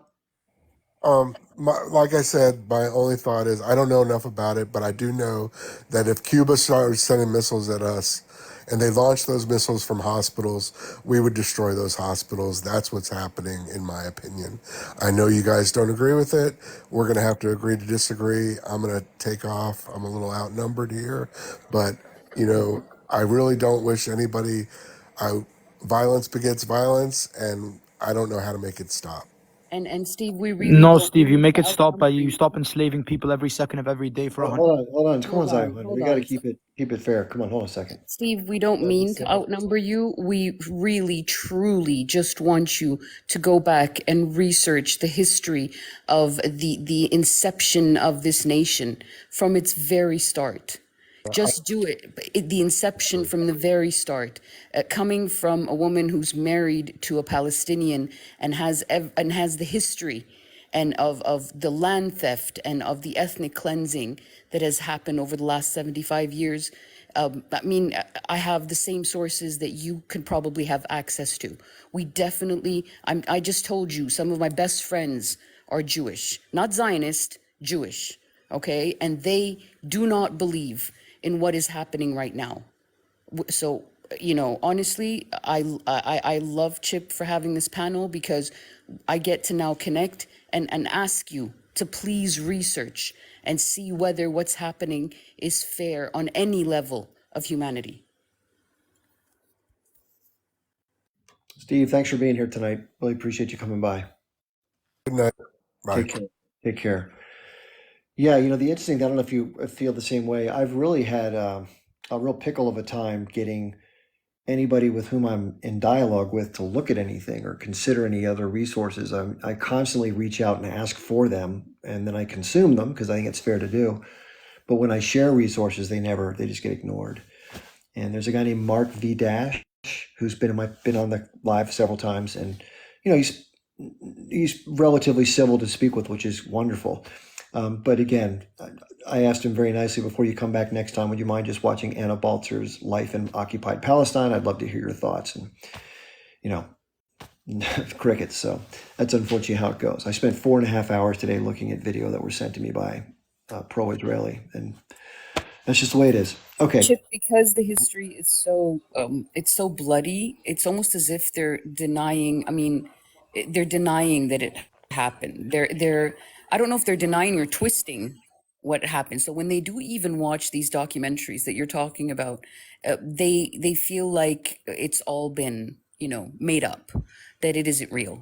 And I've seen it happen. And honestly, there's a saying in Arabic. It means you're blowing into a balloon with a hole in it. You know, you Yeah. just yeah. Hey, Good Chip, point.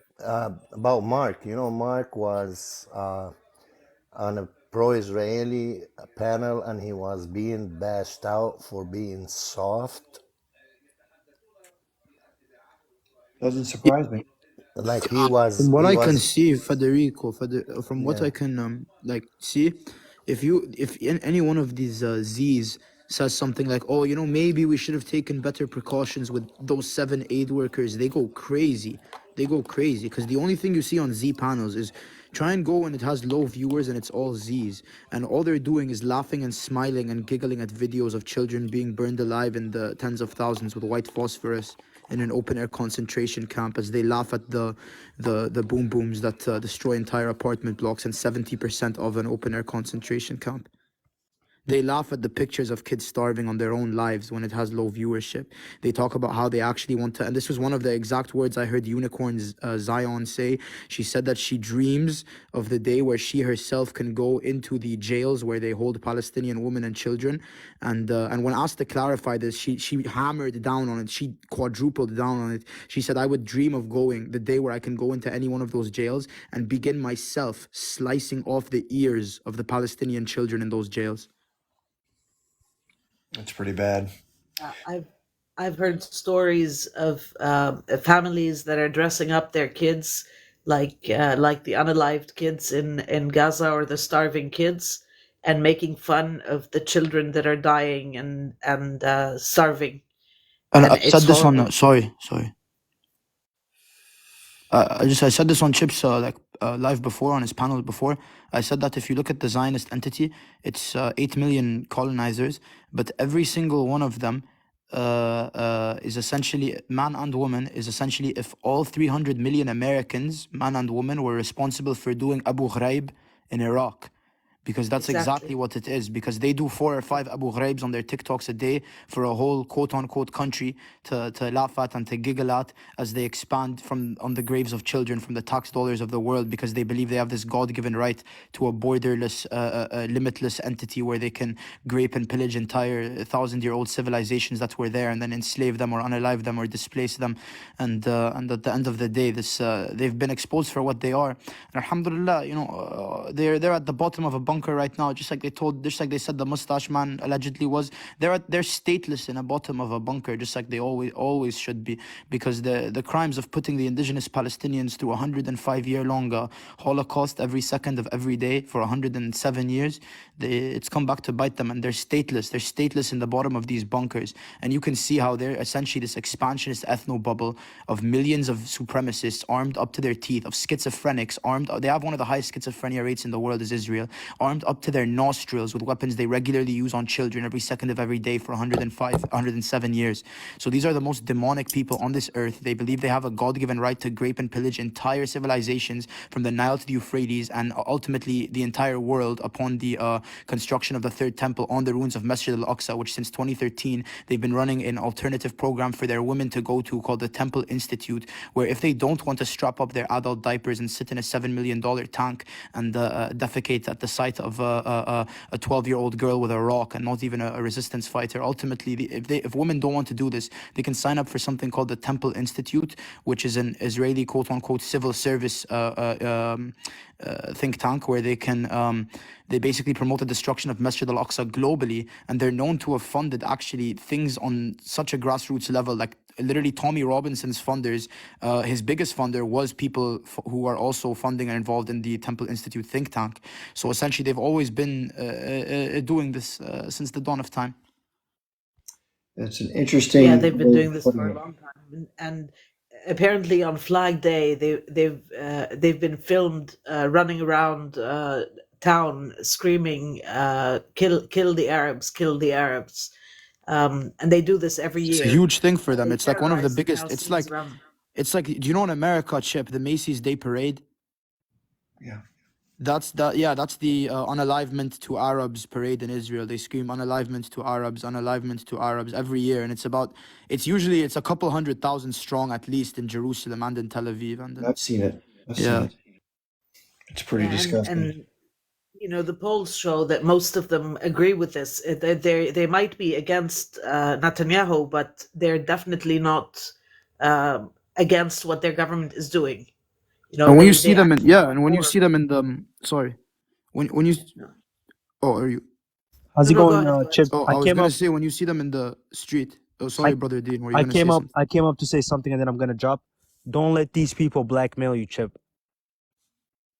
It's all good. Yeah, thank you. I was going to say, when you look at these Zionists, at the end of the day, one of the reasons, the funniest things about the Zionist script, about that they wrote about Muslims from the 90s to like 2013, when it was actually found out that the entire time ISIS was just an Israeli proxy in Syria, that they give free medical care to, that actually one of the previous guys here on the panel, Steve, I spoke to him in another panel, and he actually admitted to working at a hospital that I found out was giving free medical care to ISIS in the illegally colonized Syrian Golan Heights, that would send them out from the Golden Heights to the Zionist entity for free medical care. And that's obviously just routinely rejected Palestinians for medical care by its very nature as part of this expansionist ethno bubble. And so as a result, when you look at Israel, you know, this proxy militia of the Federal Reserve, you'll see that they're all militarized, and when you look at the things that they were able to do,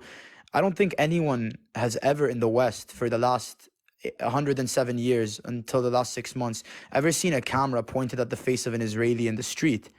And that's ridiculous to me, because if you think about it, that's because they know if these people actually spoke left-wing, right-wing, religious, secular, in their 8 million strong number of colonizing schizophrenics who believe they have a God-given right to grape and pillage everyone they see in front of them, that's an indigenous person of the land, you would realize that they ultimately, because they believe they're entitled to this, they flip it and they say the Muslims are like this, when in reality they are the radicals. They are the ones who Yeah. actually, even these radical quote-unquote Muslims, ISIS, Nusrat al-Sham, they would actually create and fund. And the reason why is because when you look at these protests themselves that are anti-war protests in the Zionist entity, they're anti-war because the Israelis just see it simply as a financial loss. They see this war as a financial loss. And when you speak to them, they're very cold and calculating about it. Why are you here in the streets protesting? If it's not a Palestinian from the 48 Palestinian who has 70 Knesset laws, which essentially make him enslaved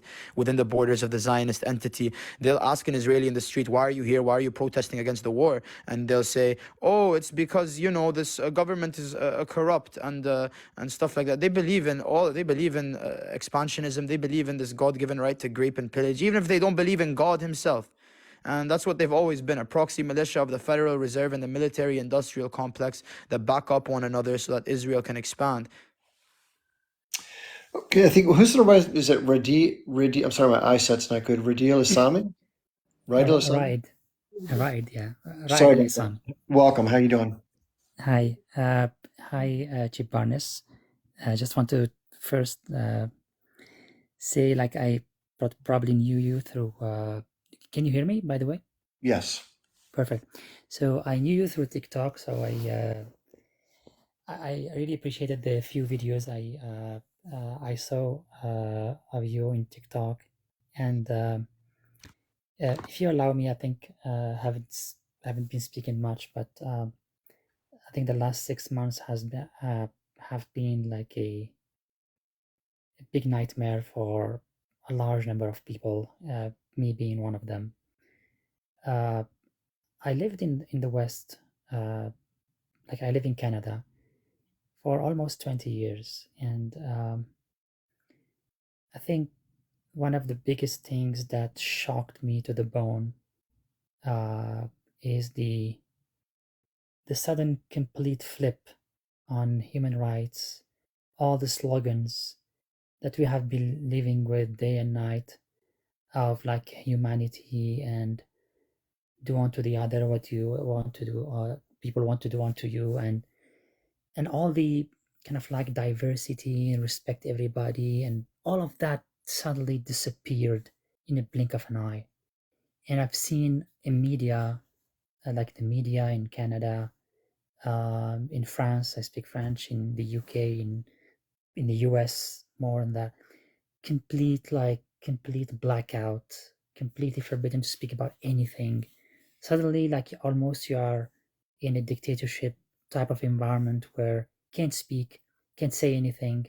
At the workplace, if you speak about the oppression of people, of the Palestinians, you pretty much lose your job, literally. And not like many people, actually, a number of people lost their jobs, and I'm sure those of you like think it's not probably something new, but it's such a shock, such a big shock that sometimes maybe events like this helps us realize that we're not there yet, that we are still under probably a large number of indoctrinations here and there that we don't know about yet. That would be one of them. Just to again, I'll try to speak for another 2 minutes, and probably then maybe we can discuss. And just I'm happy to speak to someone, to be honest.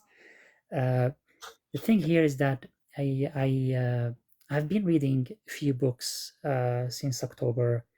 I've read Ilan Pappé's The Ethnic Cleansing of Palestine.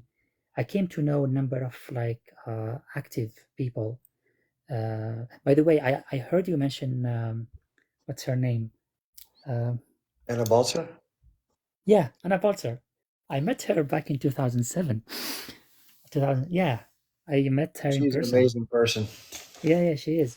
She had another, she was quite active and so on. She used to come in the GTA area and so on.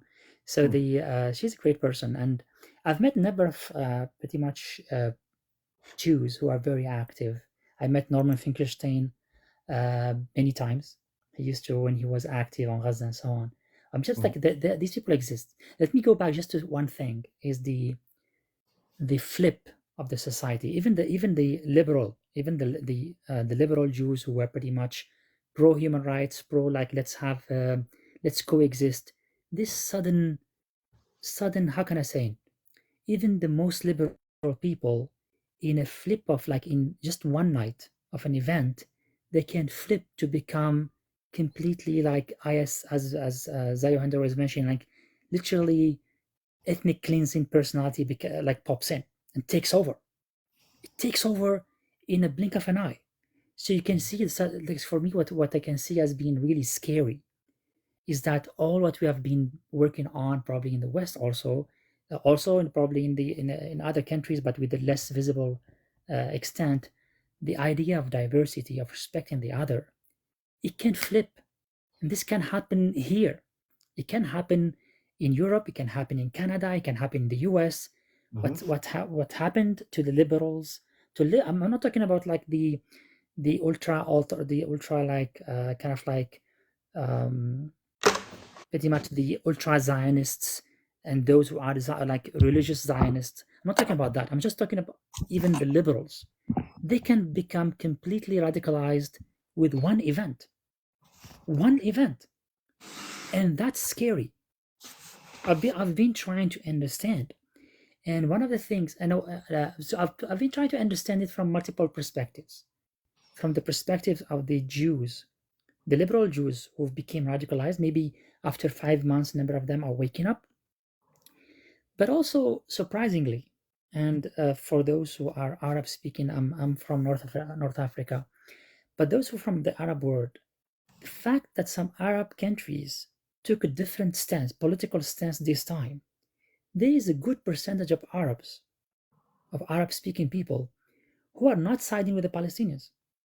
Literally, they are taken into the narrative of these are terrorists, wipe them out, and so on. They probably not with the ethnic cleansing, but they are not with supporting people to defend themselves. So the fact here is that when I dig into it a little bit, I realized that many people don't know about the history. For example, when you read The Ethnic Cleansing of Palestine of Ilan Pappé, the amount of detail of what happened from especially around the Nakba time, that detail many Arabs don't know a thing about it. So they are pretty much supporting Palestine because of what's there in the media, in the Arab media. Once that Arab media itself flipped in certain countries, I'm talking, for example, those who speak Arabic, there is the Saudi media, there is Al Arabiya, and there is Al Hadath.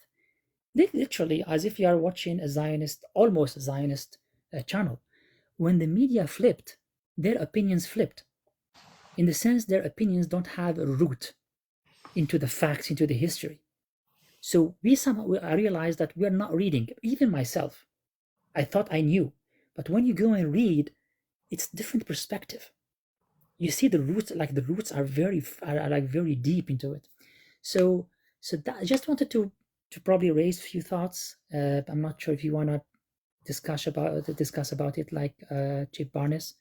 I don't know your background, to be honest. I just saw a few of your videos, and myself, I've how can I say, the last 6 months, I didn't sleep many nights, and I probably just for discussions. I don't know. Go ahead, guys, if you want to share some thoughts there. No, I think you brought up some very interesting points. I'm very happy you came on because, that's something I don't think about much, is what is the experience of people who support the Palestinian cause, but what is their depth of knowledge about the history of the conflict? I never thought about that before. That's certainly interesting. So yeah, if anybody hasn't read that book by, it's an Israeli scholar. He's actually no longer living in Israel. He's not really welcome there. But he wrote a book called The Ethnic Cleansing of Palestine.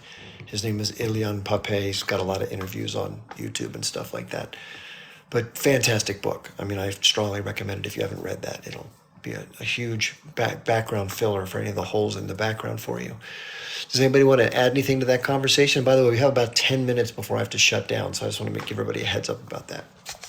I was gonna say I've been following Chip for a long time now. He's been always on the fair side of the coin, even from before when it was all politics wars, Trump and Biden and this and that. But I see that the divisionists is what I'm going to call them, try to cause division, and I see it caught up to Chip earlier today. I was on a couple of lives and I heard about the drama, and I wanted to say sorry about that, Chip, that it had to affect you. And it just if it makes you feel any better, it caught up to me because I said something about the Assad guy at one point.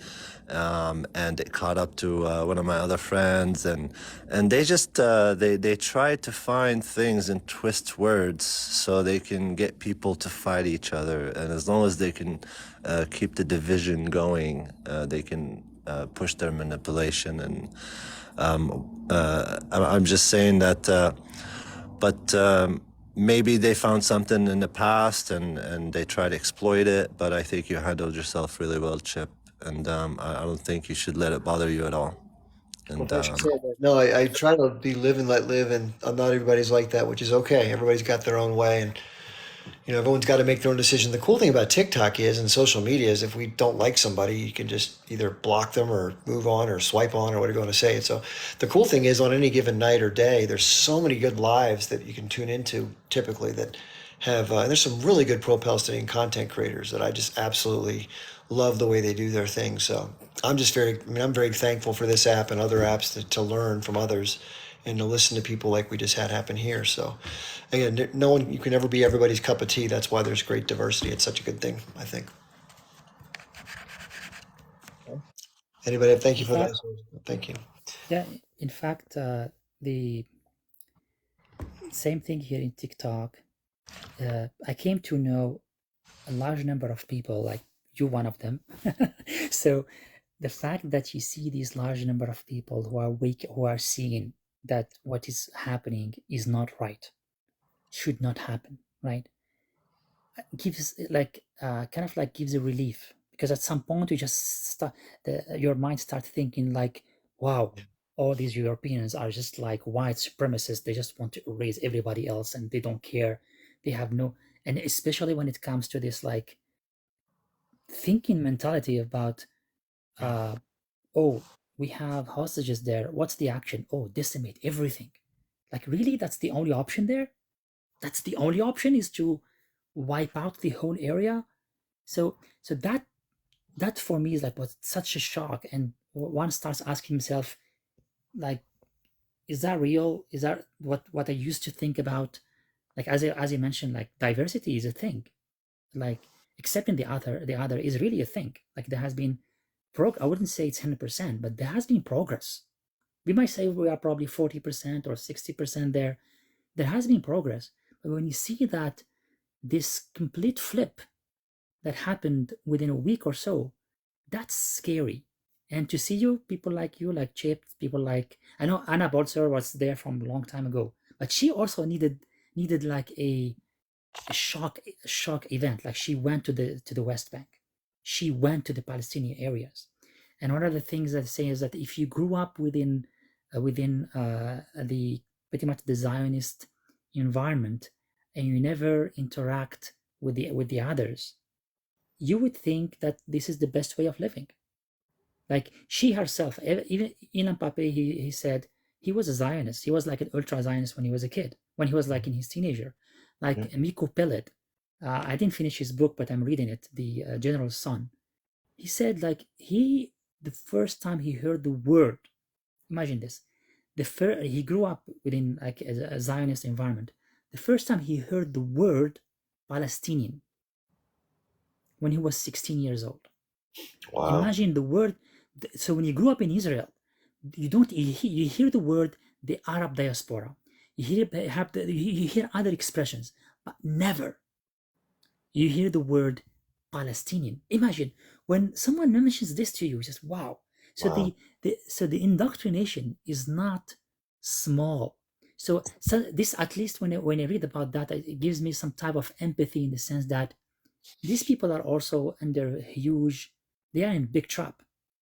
People who grow in Zionism, yes, they turn into like evil beings, but they are also entrapped. Maybe some events can wake them up. So I've tried to look from the perspective of like empathy, in the sense that anyone who has been indoctrinated this can be reversed. It happened to Anna Bolzer, happened to Ilan Pappé, it happened to Miko Peled, happened to many people. Like so it can happen. It's just, I don't know.